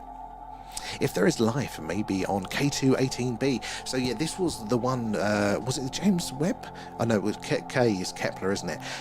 But basically, I think, what was it, Webb, that re-looked at it and detected that? Essentially, there is a planet quite far away out there called K2-18b. They're a star there, and 18b is the K2-18, and B is the planet in orbit of that star, the second one that they have detected, and it's in the habitable zone. And because they can actually now, it's amazing, they can do the analysis of the atmosphere and detect what gases may be present. They do think that they have a biosignature from that particular planet, which is absolutely amazing to think, isn't it? GWAC, what's the high point on the right orange section? Good question there, GWAC, Eagle Eye. So that one, in my cursor here, so this one is actually a little bit of electronic interference that we keep repeatedly getting there. It always comes up, I say always, sometimes it's not there, which is weird. But yeah, we think that is radio, that is a little bit of electronic interference interference. The one reason that we can definitely say that it probably isn't interesting is because it's been with us these very long periods of time, and that would imply that the source of that signal is here with us, with the dish, with the equipment there. If it was fleeting, that could indicate that it's passing by, or it's on a distant star. There was keep up the eagle eyes there. And the thing is, all the stories that are around never showed legit footage besides what we see ourselves, right? Well, this is the thing. Some of the footage out there is quite interesting. And in fact, it's like what we're doing now with the radio signals. We are told that there aren't any clear signals. If you Google alien radio signals, you'll come back with there aren't any, and then you question it a bit more, and you go, well, there's the wow signal, which everyone knows there, and that is a good one there. But then, and that's where I was at until I started to do a bit more research the other week, and I thought, okay, what were the other potential signals, even if they've been filtered out and disproven, what are they? And so I come and look and going, well, actually there are more here that don't have good explanations. Now, the SETI organisation and other communities have gone, it's probably a satellite, it's probably radio interference and things, but they've not been able to prove specifically. In fact, one of the ones which I thought was hilarious was, we think it's a satellite interference. It's most likely, that's the words they use, most likely satellite interference there, but we are not detecting, the signal isn't coming through on a frequency that, or anywhere near a frequency that those satellites use. So then why do you think it's satellite? I mean, that's aliens, you might as well, what's the more logical one at that point there? So there is actually a lot of evidence out there, and I think that goes with some of the historic footage and stuff that we may have seen there. And GWAC as well, thank you for the shares. Guys, it is those shares and those likes that helps us reach more and more like-minded people there like yourselves, so we get more eyes and minds on the phenomena, so we can all piece this puzzle together there. And GWAC, that noise makes me start nodding off. I don't know how anybody can drift off with me yapping away, but some people do. Hey, if you're enjoying it there. And the spike to the right is the Men in Black. Yeah, they're listening in. They're trying to block us there. Kate coming in with the shares there. Simon, some of us viewers remember when the TV used to go off and it's just static. Yeah, and that static is that cosmic microwave background there. John and user18, thank you for joining us there. Thank you for the follow. Where are you watching us from tonight? Now let me catch up on the other side. I've still got a few comments there. And Zena as well. Maybe we should use fractals like crop circles to describe mathematical comms, and maybe they would respond in geometric protocols. It's a brilliant angle, and I think the crop circles with those fractal patterns, I think they are the most interesting ones there. So I'm with you fully on that one. And Sleepy G, how are you doing there? The Chilbolton response was very compelling. So, the Chilbolton, sorry. So Chilbolton is a big radio telescope not far from me here. And the response there, they say, was a response to the Arecibo message there. So that is the one time that we as humans sent that message ourselves there via our most powerful radio telescope there, the Arecibo radio telescope, where we sent that message once. Hello, we're humans, third planet from our sun. And then there was a crop circle that appeared, was it the 80s or 90s, that appeared just in the field next to this radio telescope. Not the same one that sent it, but our one here in the UK. And it seemed to be a reply to that message. It's basically the same format, but it was tweaked slightly. So rather than, I think, 2 strands of DNA, they had 3, and the planet that they identified as their home world was different, things like that. Kate, this app is being a smeg again. It's a sodding one, isn't it? You'll have to join us over on these ones, because we're also there as well, and you get to see a little bit more of the screen there. See, for the radio one, you should see in a second. There you go. You can see that we actually do more analysis that you can't see in the vertical view there, so feel free to join us there. And it's also a good backup. TikTok does throw us off every now and again there. Area 57, come to Portugal. We film daily UFOs. A few people from Portugal have been on the stream, and yeah, it seems absolutely abundant there. I mean, we would love to do a little world tour there. And B, Sam, have you had any encounters? So I've seen some strange lights in the sky, but only after starting to do these streams. That was part of the reason of wanting to do these streams, was I've had a little bit of spooky experience, but I hadn't had any UFO experiences, and this town that we're in has a bit of a history with UFOs. Had a really good UFO flap here in the 60s and the 60s and 70s. Really interesting one. So that combined with the clear nights, I'm like, maybe this is how I could get some experience. So I've seen strange things in the sky, but I haven't had any like closer encounters there, sadly. Backyard, I gotta go because my lady is coming home from work. See you soon, but thank you, Backyard, for joining us tonight. I hope to see you later on in the week. Have a good rest of your night there. And as V says, do feel free to share and like, guys. Do appreciate that. It helps us reach more and more like-minded people, to help us piece this puzzle together. And there as well. Oh, I'm missing loads of gifts tonight there. GWAC as well. Thank you for those markers. Oh, and V as well. Thank you for feeding Alan. Nom nom nom. Thanks, guys. Rosetta as well. Thank you for the cat. That's very kind of you. I hope you're feeling better at the minute. They're good to see you. Let me scroll down. Where am I in the chat here? Loads of shares. Push the button. I just saw that was gone past. Where are we? Oh, I think I'm up to date. And Simon says as well there. And following brilliant Backyard. I look forward to seeing you later in the week. And B, we don't think about ants when we squish them. Oh, I think I missed the first part of that one. Sometimes TikTok filters them out there, B. But I get the thing, yeah, we don't consider ants, do we? So maybe they don't need to contact us because we're the ants to them. Could well be there. Kate coming in with the shares. Where are we there? No, let me scroll through. Loving the stickers there, V. And guys, remember, we've only got a handful of them left. But if you do want them, our actual stream stickers are as physical, real-world stickers you can get from our TikTok shop there. Loving the hashtags, V. And have a drink. Yes, forget to have a drink there. Thank you. Where are we? And DJ as well. The amount of planets and moons they say are out there. Then having to be life elsewhere. There is, I mean, when we do our skywatch, you see all those little dots in the sky. Absolutely tons of them. We're only looking at a small patch, and that's all that we can see. Well, you know, the light takes its time to reach us. You know, there's lots more behind them that aren't even visible to us. There are so many opportunities there. And I think Abby Loeb says this quite well. You know, that they're all houses. You know, if you're on a street full of houses, why would you assume those houses aren't occupied? They're all places that we can all live there. Then you consider the moons. And it's maybe not just moons now, isn't it? You know, we're talking about asteroids potentially being able to harbour life there. How you doing, Rosetta, as well? Good to see you. There, and Scott, Stephen Hawking suggested we keep quiet about our location. Now, Scott, you are 100% on that one. He wasn't a fan of METI. So what we're doing now is SETI, the search for extraterrestrial intelligence now, particularly through radio. But there's something called METI, which is messaging extraterrestrial intelligence. It's us not just listening, but sending the signal. So we've done it once as a society, and people want to do it again, and I can understand that. But is it wise? Because do we know for sure that they're all going to be very good people? I don't know. You know, like what's going to, that's a danger there. And interestingly enough, Stephen Hawking's there, a very, very credible, respected scientist there. So the fact that he said it's probably not wise, well, that does indicate that he does believe that there is a high likelihood of extraterrestrials that could reach us here, technologically speaking. Because otherwise he would have said, it doesn't matter. But no, he said it's probably not a good idea, which means that there is a belief there, which is very, very interesting, I think. I think that speaks more to it there. He's missing Alan now. Oh, and Simon. Nom nom nom, thanks, guys. I won't take it personally, Faye. Let me scroll down.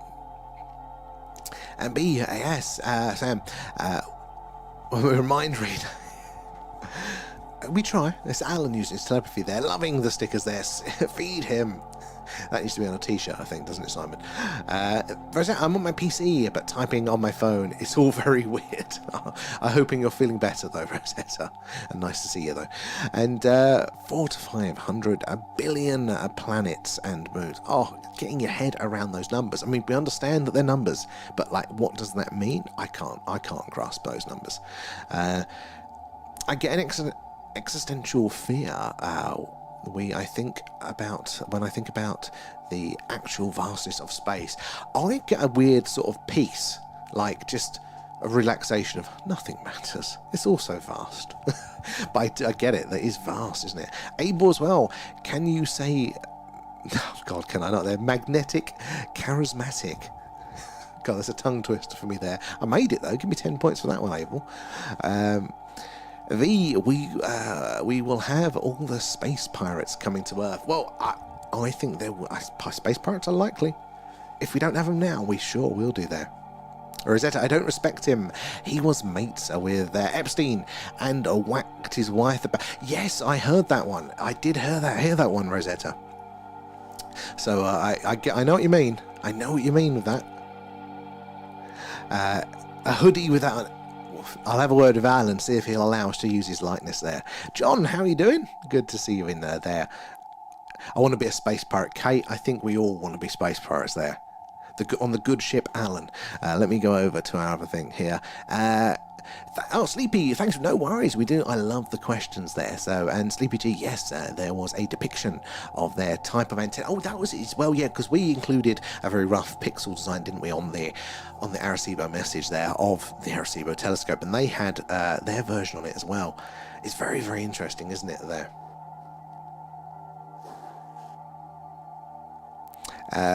And as well, 2 trillion galaxies that we can see so far.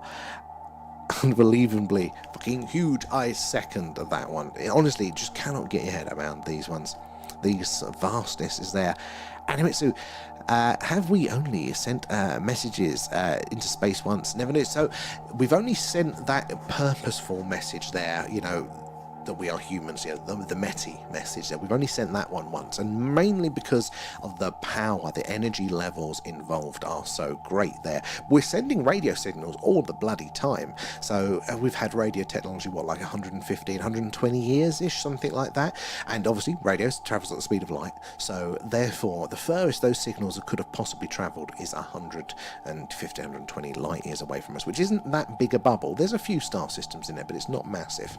But so we have been sending signals, but they're like, the television signals, our radio signals, they're not very strong. So by the time that they reach those distances, they are so quiet, they are imperceptibly small. You'd need like a dish the size of our Earth or something like that to detect those sorts of signals. That's part of the problem that we've got here. So if you think of it like shouting, if you're further away, your voice needs to be louder, doesn't it, to reach the other person, or they need to have a really, really sensitive ear to detect that sort of thing. And that's what one of the things that we struggle with here. Like, we can detect the radio signals, but they have to be of a certain strength for them to reach us, or they'll dip below this bit here. So this is the background noise. If they're so faint that they're below this level by the time they reach us, we're not going to see that clear spike or hear the bleeps or whatever it is that's coming through. And that's why up there, perfect timing, that little box pops up.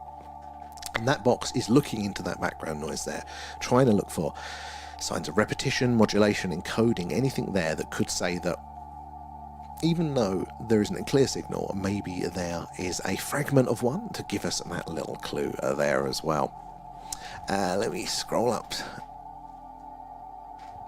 So yeah, but we've only sent it once. I think our radar is the most powerful message that we can send regularly. Firefly is the best space pirate opera. I've heard so much about Firefly, Rosetta, but will you be surprised to say that I've not actually seen it yet there?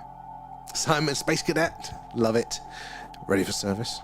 And DJ, if you think of the Drake equation, even at 10% possibility, then that would still be around 400 million life forms out there approximately. When we talk about aliens and these encounters, have we seen little green men? Have we had the experience? Who's flying these craft that we observe? We're talking about the apex of their species, of their biome, basically the equivalent of us. We send our astronauts up there. What about all of the life forms on their home planets as well? Now, I would imagine that life isn't going to be Earth isn't special. Life will probably be the same. They'll have as many different microbes, bacteria, viruses, all the different sorts of animals and whatnot. Plant life too to consider. It's going to be amazing what they're going to have on their individual planets there as well. So yeah, one of the ones that are technologically advanced enough to reach us, I think it's going to be a good chunk as well. Our one data point is Earth, and if we look at that, it is teeming with life there. Why would we be a special candidate there? Scott, we are all Stardust. Stardust keeps life simple. We are. We've got elements in us that were formed in our bodies, what we're made up now, formed of early supernova from those really, really early stars there. That's how a lot of the elements were made. And Scottish is back. Good to see you there. It makes sense, yeah. How do you feel then? Should we be sending messages though? And Paula, I wonder what the meaning of the end is coming. I mean, that one's probably quite clear. Oh God, it doesn't sound good, does it? But I do, yeah. What would messages? What would they send? What would the message? Would we be so different that we wouldn't even be talking about the same sort of things? How we perceive and interact with the universe? Would we have anything to say? Really? Then it's interesting to me that all of the alien encounters that we hear about, they're all actually quite similar to us as humans. You know, they're all bipedal, heads on top of shoulders there, you know, very similar there, which would imply that at the very least they have had similar evolutionary pressures to us, you know, because that is what's made us this way, evolutionary pressure. You know, all the things we've had to contest against over time, all the other different animals, viruses and things. This is the optimum way, or the most advanced way we have yet to function on land. And if they look very similar, it would imply that, again, their experience has been very similar. There must have been as many predators, as many things for them to kind of have the same result, you know, having this convergence of evolution. But what about their behaviour? Would that also indicate them? Because again, we are quite aggressive as a species at times, and we're all quite negative about that. You know, look at us humans, we're all so dangerous all the time. But why would they be any different? If they've evolved physically to be similar to us, that would imply that they possibly have had to, you know, again, contest for resources against other creatures on their home planet. Maybe they have the scarcity mindset too. There. It's Android notices it's whether they have equipment to receive messages, to understand, or again, there's so many factors at play. Maybe life's abundant, but maybe it's all on water worlds. And if it's not a water world there, you can't get technology because you can't have fire to then, you know, make shit, basically. So maybe there's a lot of really intelligent octopuses there, but no technology there. Scott, you'd be good on a Joe Rogan, but thank you, but no, I'll be bloody useless. I'll say about the same three things over and over again. It's you guys that keep it interesting. And there's crap about an ocean volcano and 10,000 earthquakes. Oh, is that about is that about how life starts and stuff? There, or is that about the end of the world one? That one, Paula. Sorry, losing track with many conversations there. And B, when I saw what I saw, I didn't see any beings. I also didn't feel afraid. I don't know why I didn't. Now that is quite interesting. The feeling, because some people report being afraid, as I think I probably would in that situation. Some people report a euphoria. They go, oh, this is amazing, this is great, you know, they've had confirmation of this thing. The world is much wider and more brilliant, or the universe is more wider and more brilliant than we've been led to believe. Look at the potential there. But they also, quite interestingly, talk about, particularly the Greys, don't look into their eyes, because they're able to trigger endorphins apparently in us, and that is why we are complacent with them, with the abductions and things. That's what they say anyway. And you go, that would be interesting, you know, maybe they make us feel positive for a nefarious reason. They're there. I personally think there's nothing more terrifying than the idea that we're the only species in this universe, a single grain of sand on a hypergiant. Oh my god, I think you're totally right there. What would be more scary, that there is life out there, or that there isn't life? Because if there isn't life, what the hell is coming for us at some point? Like the Great Filter there, tanks in, quite aggressive. We are the most aggressive species on the planet. We are, but we're also the most effective. I mean, I would argue bears are slightly more aggressive than us. They just don't have the tools to be as effective as us. Nature can be pretty damn savage. Where are we? DJ Legalized, how you doing? Good to see you. They would tell humans to wind their naked. Yeah. Come on, lads, calm down. There. Is why now? My question is, why now? Oh, that is a good question. I don't think there's a particular plan for now. Again, it's a convergence of things. The fact that we are so connected, they can't keep things a secret. But then there is an argument for now being that perfect time for a lot of things, and that can be, when we talk about how weird the moon is, the fact that we are existing at this perfect time in the moon's perfect position, which allows those solar eclipses, which allows for us to travel to it as a little stepping stone to learn how to go into space. There is a good argument for now actually being a particularly good time for these things. Okay, they'd be like, hey neighbour, can I borrow a cup of resources? They're going to come around in a suggestive negligee. Hello neighbour, can I have some resources? That's going on Only Alan's, that one there. I'll see you in a minute, Simon. And Rosetta, just a picture of them flipping the bird. Yes, they just fly past. Okay, I ain't dealing with that. And Andres, maybe they look at us and we are their TV show. Yes, somebody said earlier, are we the Truman Show for the universe? Could well be. That's what all those boogospheres are flying around. They're just like filming us. And you keep the conversation popping in here. Barely. But thank you. They are so intelligent. Well, this is the thing, yeah. Intelligence, is out there. There is other intelligent life on this planet. Think of how intelligent dolphins, octopus, all this sort of, but they haven't had. Definitely the sea-based, the water-based ones. Again, they can't develop technology in the oceans there, so it's good for harbouring life, but it's kind of self-limiting. They can't get beyond that one. But it's not just them, is it? There is more that's out there. Was it that they're saying that actually raccoons, we don't have them over here in the UK, but raccoons are the ones that would, if the humanity was wiped out, they would have the next probably chances of being the next superior race. Raccoons have everything. They're the trash pandas, because they are, they've got the hands to manipulate. They're quite clever. They can work their way into bins and things like that. They can problem solve, but they work in groups, so that gives them the advantage. They're maybe the next dominant species. That was the word I was looking for. Star of the show. Who will press the button first for destruction? Yeah.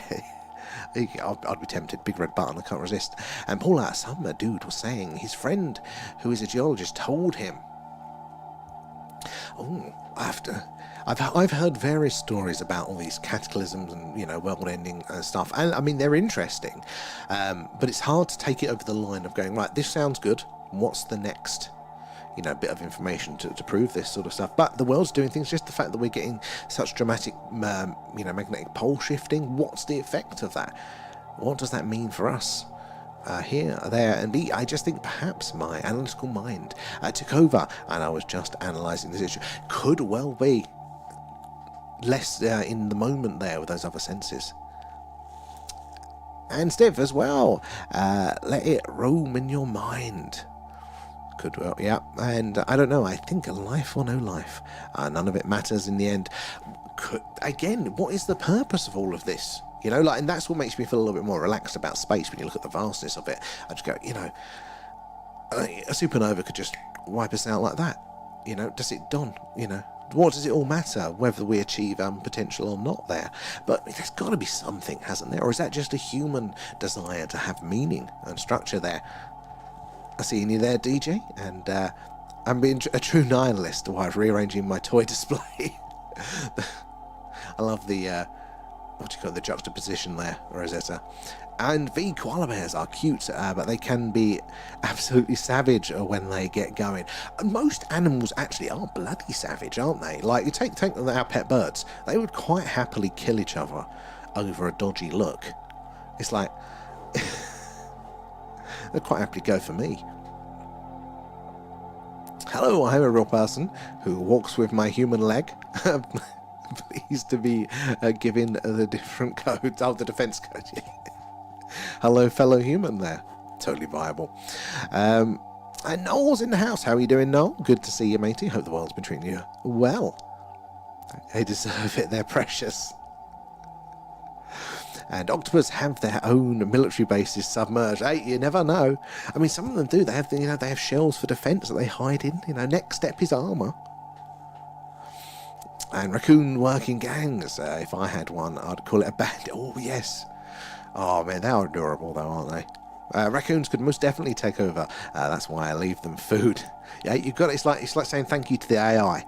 You want to be on their side for the next one, didn't you? Then DJ, we are trying to hear signals, but are we sending signals out? Well, we are. So we're not sending like the signal that we're listening for now, which is a really high-powered, extreme, message saying, hey look, we're out here, is anybody else out there in the galaxy? It takes a lot of energy directed, really ideally to do that one, so that's what we're listening for. We're not sending those signals out, but generally we sent one once back in the late 70s there, the WOW signal. And that's the one time we sent a really high-powered signal like that with that message there.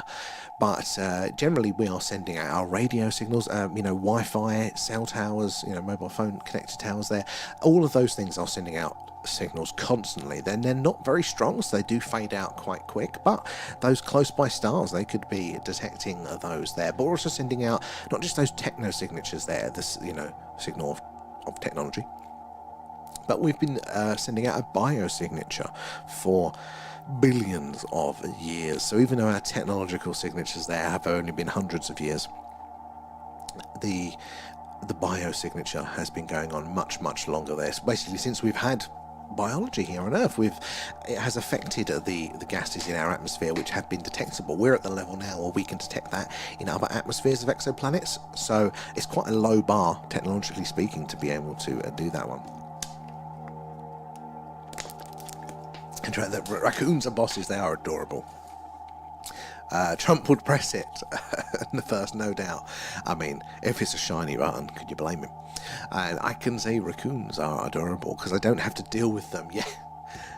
Oh, I'm a nightmare for adorable creatures that are also pests there. I feel too bad to deal with them there. Kate coming in with shares. Appreciate those shares, guys, and the likes you guys tapping away. That's what helps us reach more and more like-minded people there like yourselves, getting more eyes and minds on the phenomena. So we're going to all piece this puzzle together there.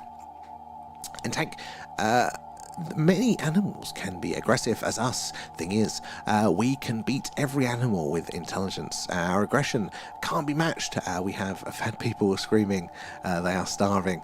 That's how aggressive we are.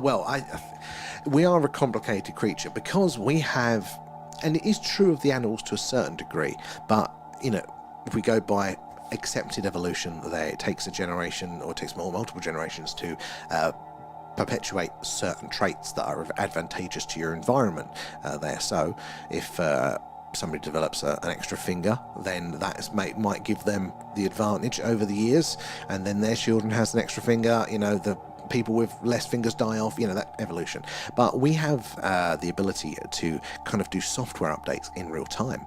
That's how we learn. How our psychology is all about that, and that is something that, although animals, they can learn, they can be taught, it's not to the same degree. So intelligence gives us that advantage, makes us so much more effective, isn't it there? But they are smart as fuck. Exactly.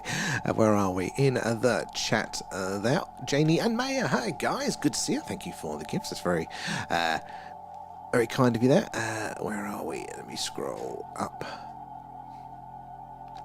No, I've scrolled too far up now. Let me... Octopus. No, I've done the octopus ones.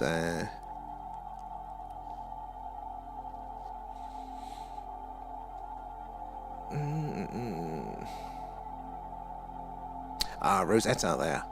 I can't even read now. Hold on. We scroll over there. Just watch the video of Tim Curry as Cherenko in Red Alert. Oh, yeah. Saying space. Oh, I used to love Command & Conquer there. Make you feel better. I'm going to have to find that one now, aren't I? And Scott as well. Is it true broadcast energy goes forever? So, I don't know about forever, but it loses its energy, strength, basically. So it's kind of like your voice, that it will just get down to such a low volume by the time it reaches somewhere there. It's like light as well. Light does this, so a brighter light you can see further away. Is Swiper in Dora Explorer a raccoon? I've not even seen Dora. I know of it, but I'm not that cultured. I met a raccoon in Mexico, and I brought it Pringles every day. Oh, that'd be the highlight of my holiday there. Andreas, how's your family of tunnel web spiders? Oh, I've kind of put them to the back of my mind. They're still there, but if I just don't look at them enough, then I can ignore they exist there. May I just come off the location? How was it? I caught the first half an hour, I think, of it. It looked really cool. Really cool. So Maya was on a paranormal investigation earlier. How did it go? What did I miss? There as well. And Lasma as well. Thank you for the follow. Where are you joining us from tonight? Thanks for coming back. No worries. I'm glad I actually caught it this time. It's very rare that I actually go on TikTok as a watcher these days. Wait, what has an extra figure? Oh, we're talking about evolution there and how we have this advantage that we don't have to wait there. We can update as we go. It's Alan's walkies time, definitely there, Mayor. Just hover over the spiders and chuck them down that bottom. Oh, they can come back in now. I'm just not trying to anger them. You caught a voice, Matt. Oh, I wanna hear that one. What was it saying? Have you not invited them in to meet the family? No spiders in the house. Same as ghosts, Andrea. There.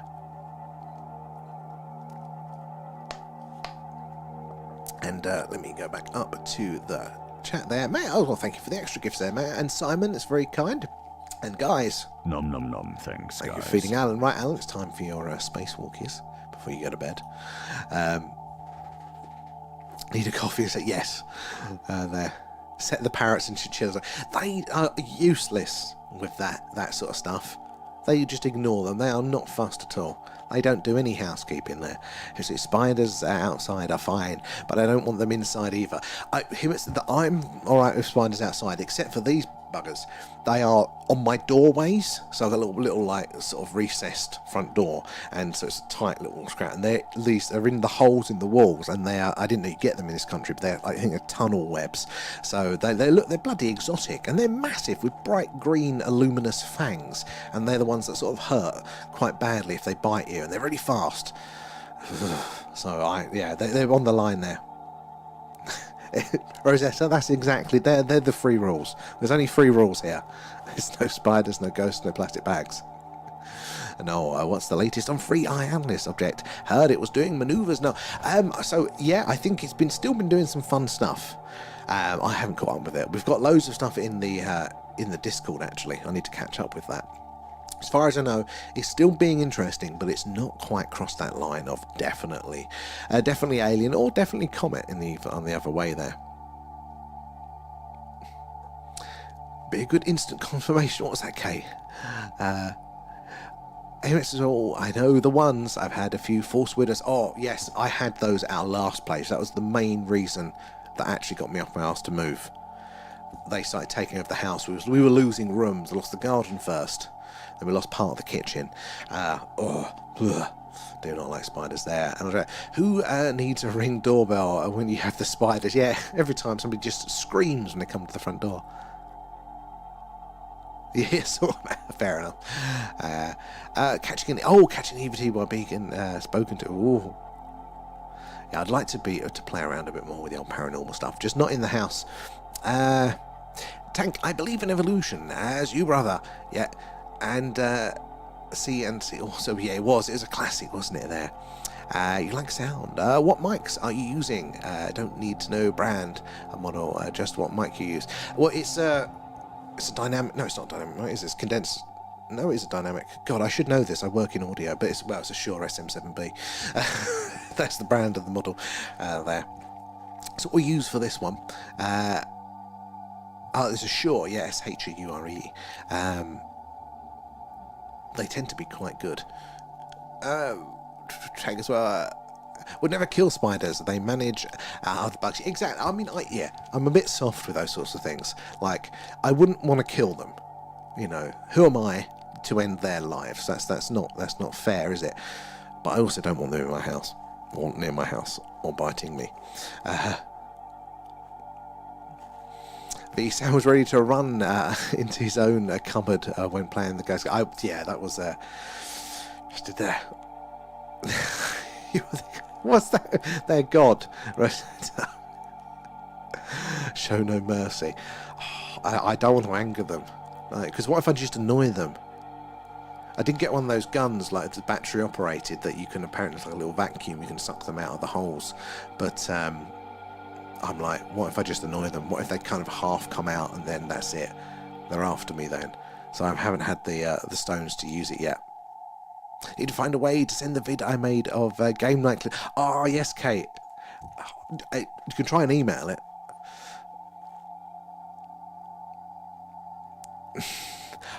These ones aren't tiny.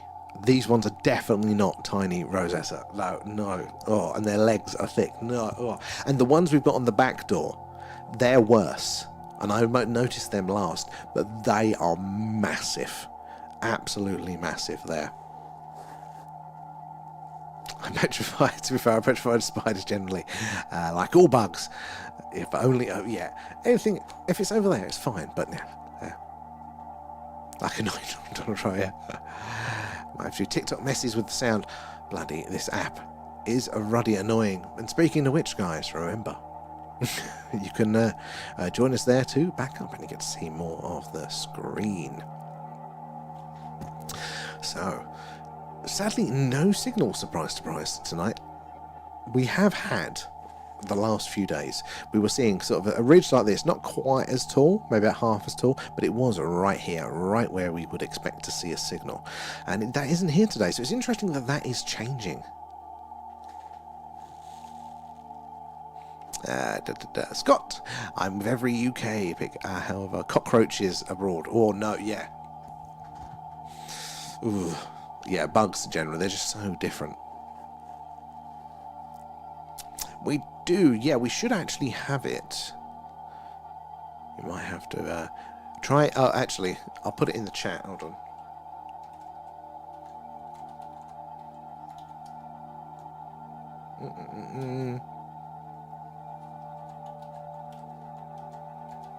That one should work. There's for your submissions and your complaints to Alan. Yeah, I don't think it's in the link tree, but that one should work. Have I spelled that one? Yes, I have. There we go. I've spelled that correctly. Give me a round of applause.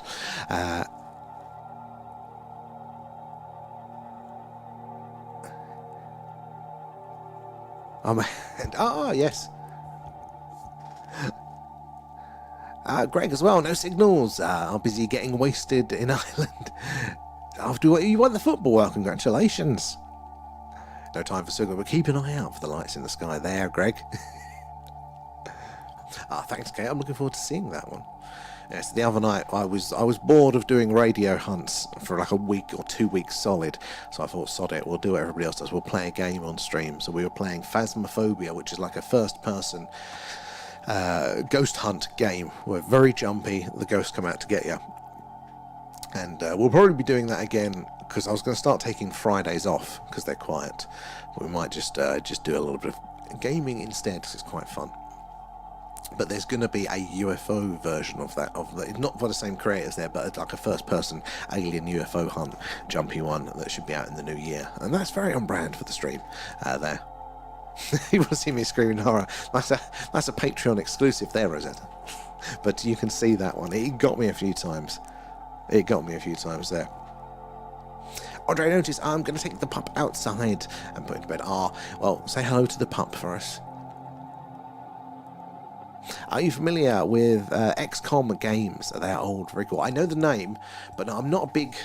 Ironically, I work with lots of gamers, but no, I don't. I'm about as gaming literate. I know the name, but I haven't played many games since the PlayStation 1 era.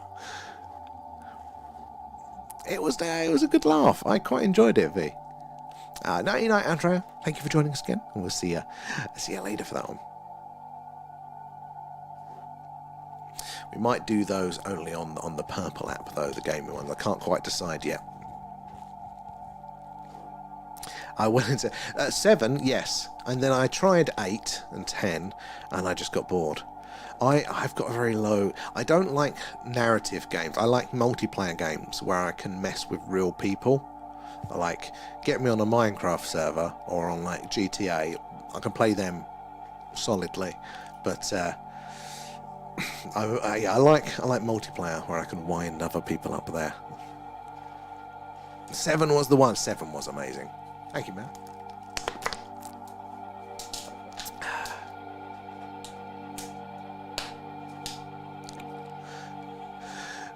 Yeah, I'm not a good team player there.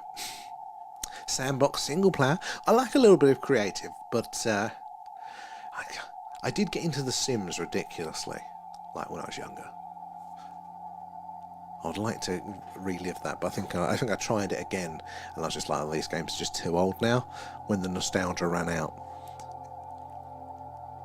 Ah, Sea of Thieves. You just never know what you're going to get. See, I like the randomness there. And a friend of mine actually plays, Pete, who I do the on-location stuff with, he actually plays Sea of Thieves a lot. And I haven't been able to because I hadn't had a PS5. But now we've got the streaming computer. I've got a PC. Apparently it's on that.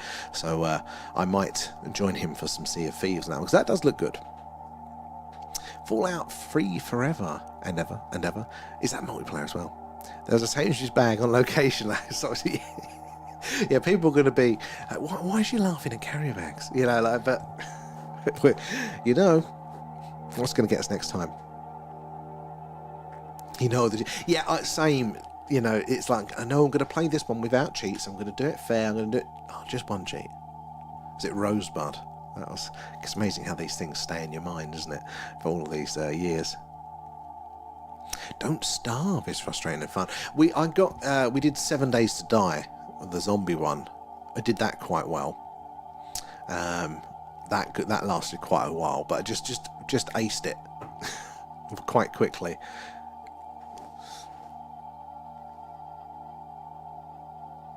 Oh, Usual Suspects was better than 7, but I like both. I don't think I played Usual Suspects. What's the other one that we did recently? It's about a plane that's crashed on an island with cannibals, and then you have to kind of build like structures and go get things, and then every night the cannibals would come out and the weird mutants. What was that one? Did that one for a bit. You never once felt the urge to play The Sims without the cheats.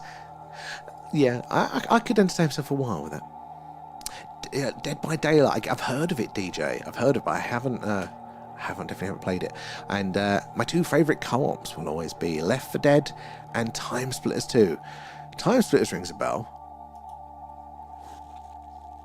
Sleepy, MIT just released the clearest X-ray of the Boogosphere. Oh, okay. Now that is interesting because I had kind of not written off the Boogosphere, but I'd kind of put it on a sign. I'm like, and look, until we get independent details on it, then you know I can't until we see some more stuff there. And then they were talking about sending it to a university, and then I just didn't hear anything on it anymore. So in MIT, that's credible. I like the sound of that one. So I didn't know they had updated that one, so thank you there, Sleepy, as well. So what was on the inside? Did they have any estimation? Did they go, look, this clearly looks like X, Y, and Z? Or are they, like, anomalous?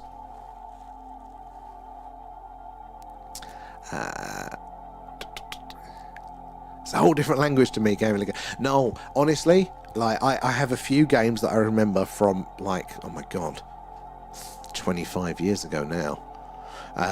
But other than them, I'm like, it's weird. So I work with a lot of like gamers, like YouTube gamers, and I think they thought that I at least knew what gaming was when they gave me the job. But I'm like, it's talking, hello kids with your Nintendo Box 360, how's it going? I'm like the old man in the room. I just don't, every time I try, I just embarrass myself. And even though they're all my age or older, I just have no idea what they're talking about all of the time. I've given up now. It looks like a vase inside. Because I saw there was some ones a while ago, wasn't there, Kate? And it was like that sort of donut-y shape. And that reminded me, I had seen something similar to that. But I can't remember what it is now there. I still don't know what the Boogosphere is. I'm still on the fence with that one.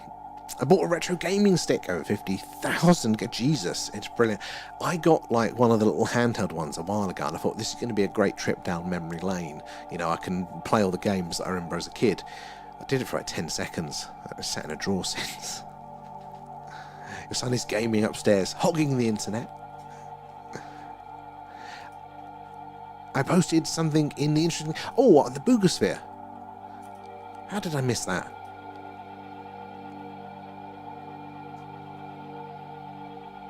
Oh, you've not read about it at all? What?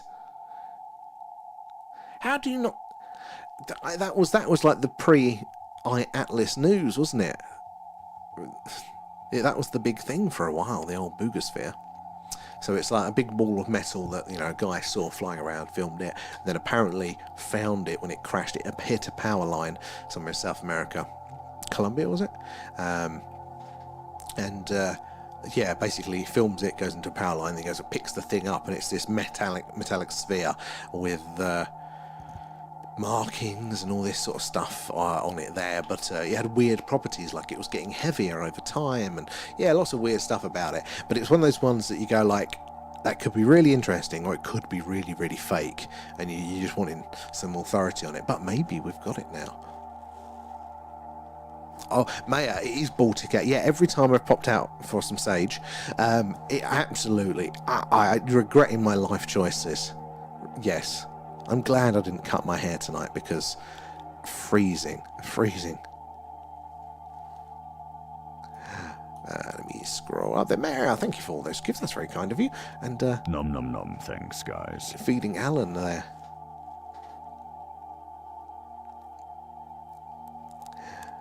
Wow, walking dogs. Out and about, keeping you company. Exactly. Pretty sage of the environment there. That's TikTok safe.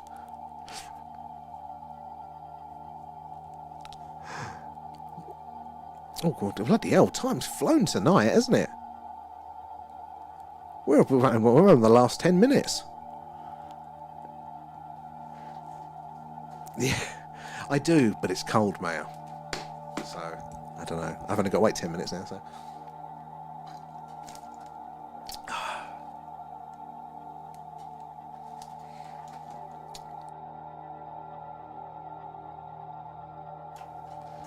Right.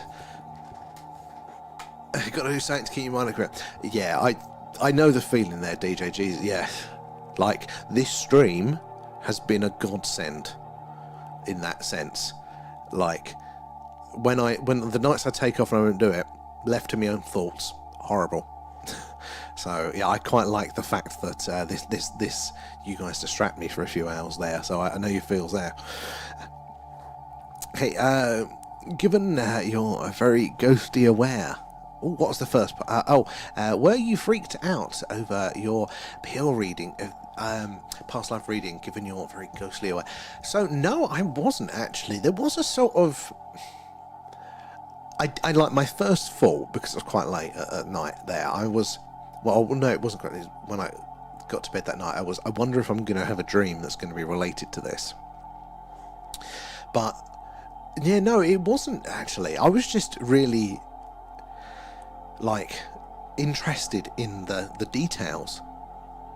Especially when we looked into it there, Kate. And so Kate gave me a past life reading, which I've never done before.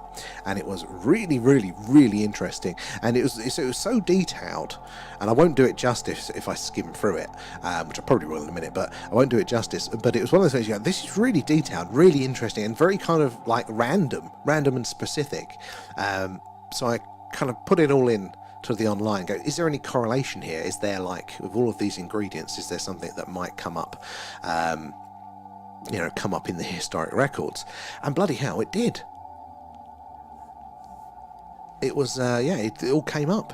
And, there was a real period of time where these sorts of things had happened, and it kind of all fit in. And I'd never heard of this or any of those things before, so it's really interesting. I feel like, what's the next step, though, Kate? Can we, like, explore it more? We're rating the EVP captured the feature. Oh, Maya, I want to hear that one. You got to let me know the updates when you get it. What do you tell you, V? Okay, I'll go for it there in a second there. It wasn't on the live stream. Well, Kate did it whilst I was live stream, but I got the message afterwards there. So I was annoyed because I couldn't find anything. But apparently it's there. Yeah, that was the thing. It all came up though when I. So, and you were spot on, like with the dates, with everything there. Your sage in your past lives. So, I'm looking forward to that one, man.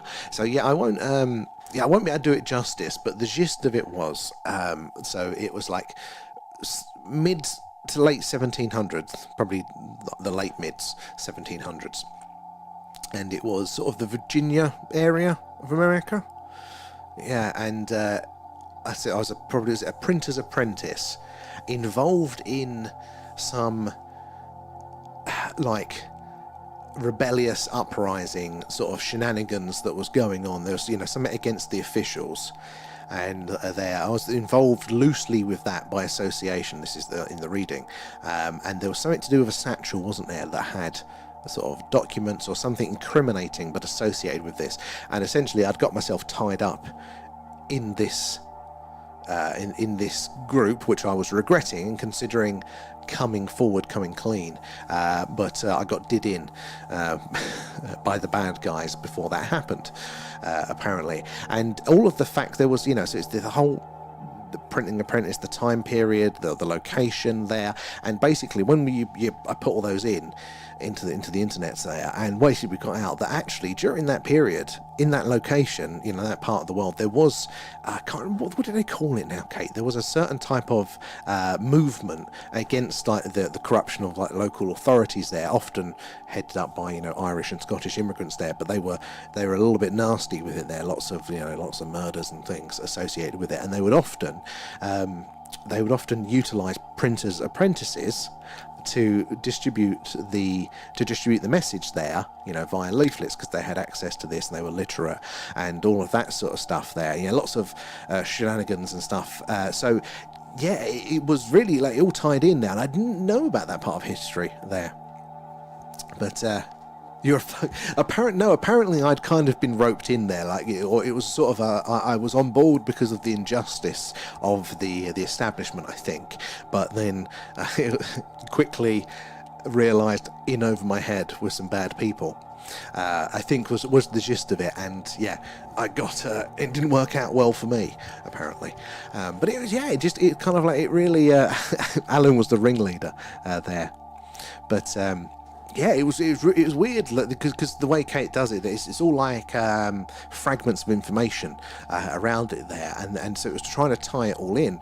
And yeah, again, I didn't know that period of time that sort of thing was going on. And yeah, when you put it in, it came up as this was a whole thing of that period. I can't remember what the type of, not revolutionary, but there's a name for that sort of revolt or something there. But you never heard of it. It really wasn't interesting.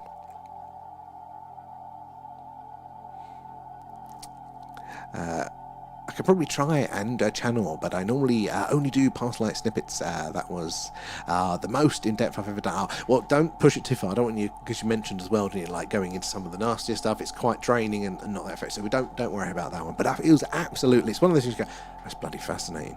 I want to know more. If you say you were related, I will never speak again. Actually, so what was the relation? I can't remember now. I think it was a Scottish, wasn't it? Ancestry or something. There was that link on that one. Oh, okay, thank you for the rose. That's very, very kind of you there. But yeah, it's absolutely fascinating.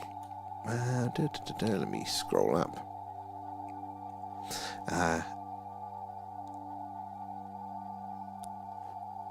Do you have any birthmarks? They say that some birthmarks can indicate how someone has been in the past life.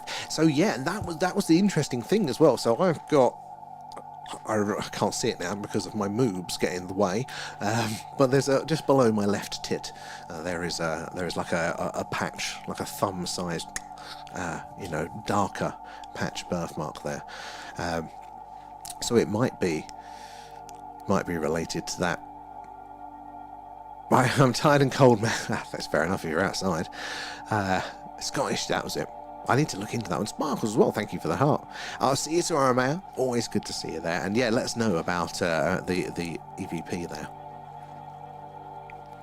A whole different one, totally. Yeah, you're not allowed to, because it gets a bit close, doesn't it, there? You did give some information around it, but yeah, absolutely fascinating there. So thank you again, Kate, for doing that. I know the gist, which was basically the gang did me in to stop me from squealing like a piggy.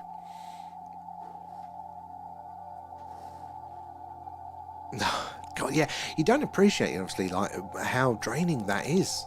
You know, whatever's going on there. Because people talk about this with like remote viewing and things like that, that it's just really, really draining. I suppose until you experience it, you just wouldn't have clicked.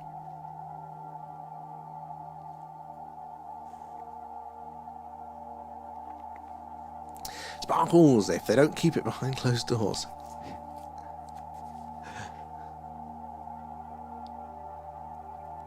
Oh god, we're actually getting close to the hour now, so let's wind things up. But thank you everybody for joining us. Do appreciate you keeping me company with your awesome questions and answers and things. When I do snippets, they don't bother me, but when I delve, that's when the energy drains come.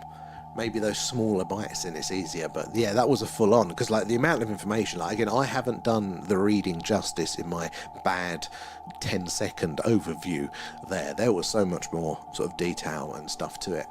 Then maybe we'll have to read it out on one stream at some point there, if Kate's happy with that. We could do like a special connector one there. But thank you again so much for keeping us company and asking all your questions and your knowledge and things like that. We do appreciate you guys. It's been a nice Sunday, but we'll be back tomorrow at about 8 UK time. Hopefully this week we're going to get a few skywatches in. Exciting there, but you guys are awesome. Thank you for your shares, your likes, tapping away there, helping us build our little community up there. If you've been gifting as well, or you're on Patreons, or even buying stickers and things, helping us improve what we do, extra thanks there. But thank you also to our mods. You guys are awesome. Let me quickly scroll through there. Alex Sparkles, Alex Clocus, I pronounced that totally wrong there. We'll share more next time. But massive news. Oh, Sparkles, damn it, it's always the end of the stream, isn't it? Yeah, I want to hear more, Sparkles. Thank you on that one. A bit off the time. I know, I think you were right, because I think when you said like mid to late 1700s, and I think this was like 1770, 1780 or something like that. Or is it that that's the year before? No, that's 7. Yeah, no, I thought you were quite close there. Oh, early mid. Oh, so, I mean, you're talking about a decade or so, Kurt. I think that's pretty spot on. I think that's pretty good. But anyway, guys, yeah, thank you so much again, and yeah, we'll catch you all tomorrow. And yeah, have a good Monday, guys. Yeah, and we'll join them. Catch you there. Bye, guys. Right. Oh, YouTube, you got us for that.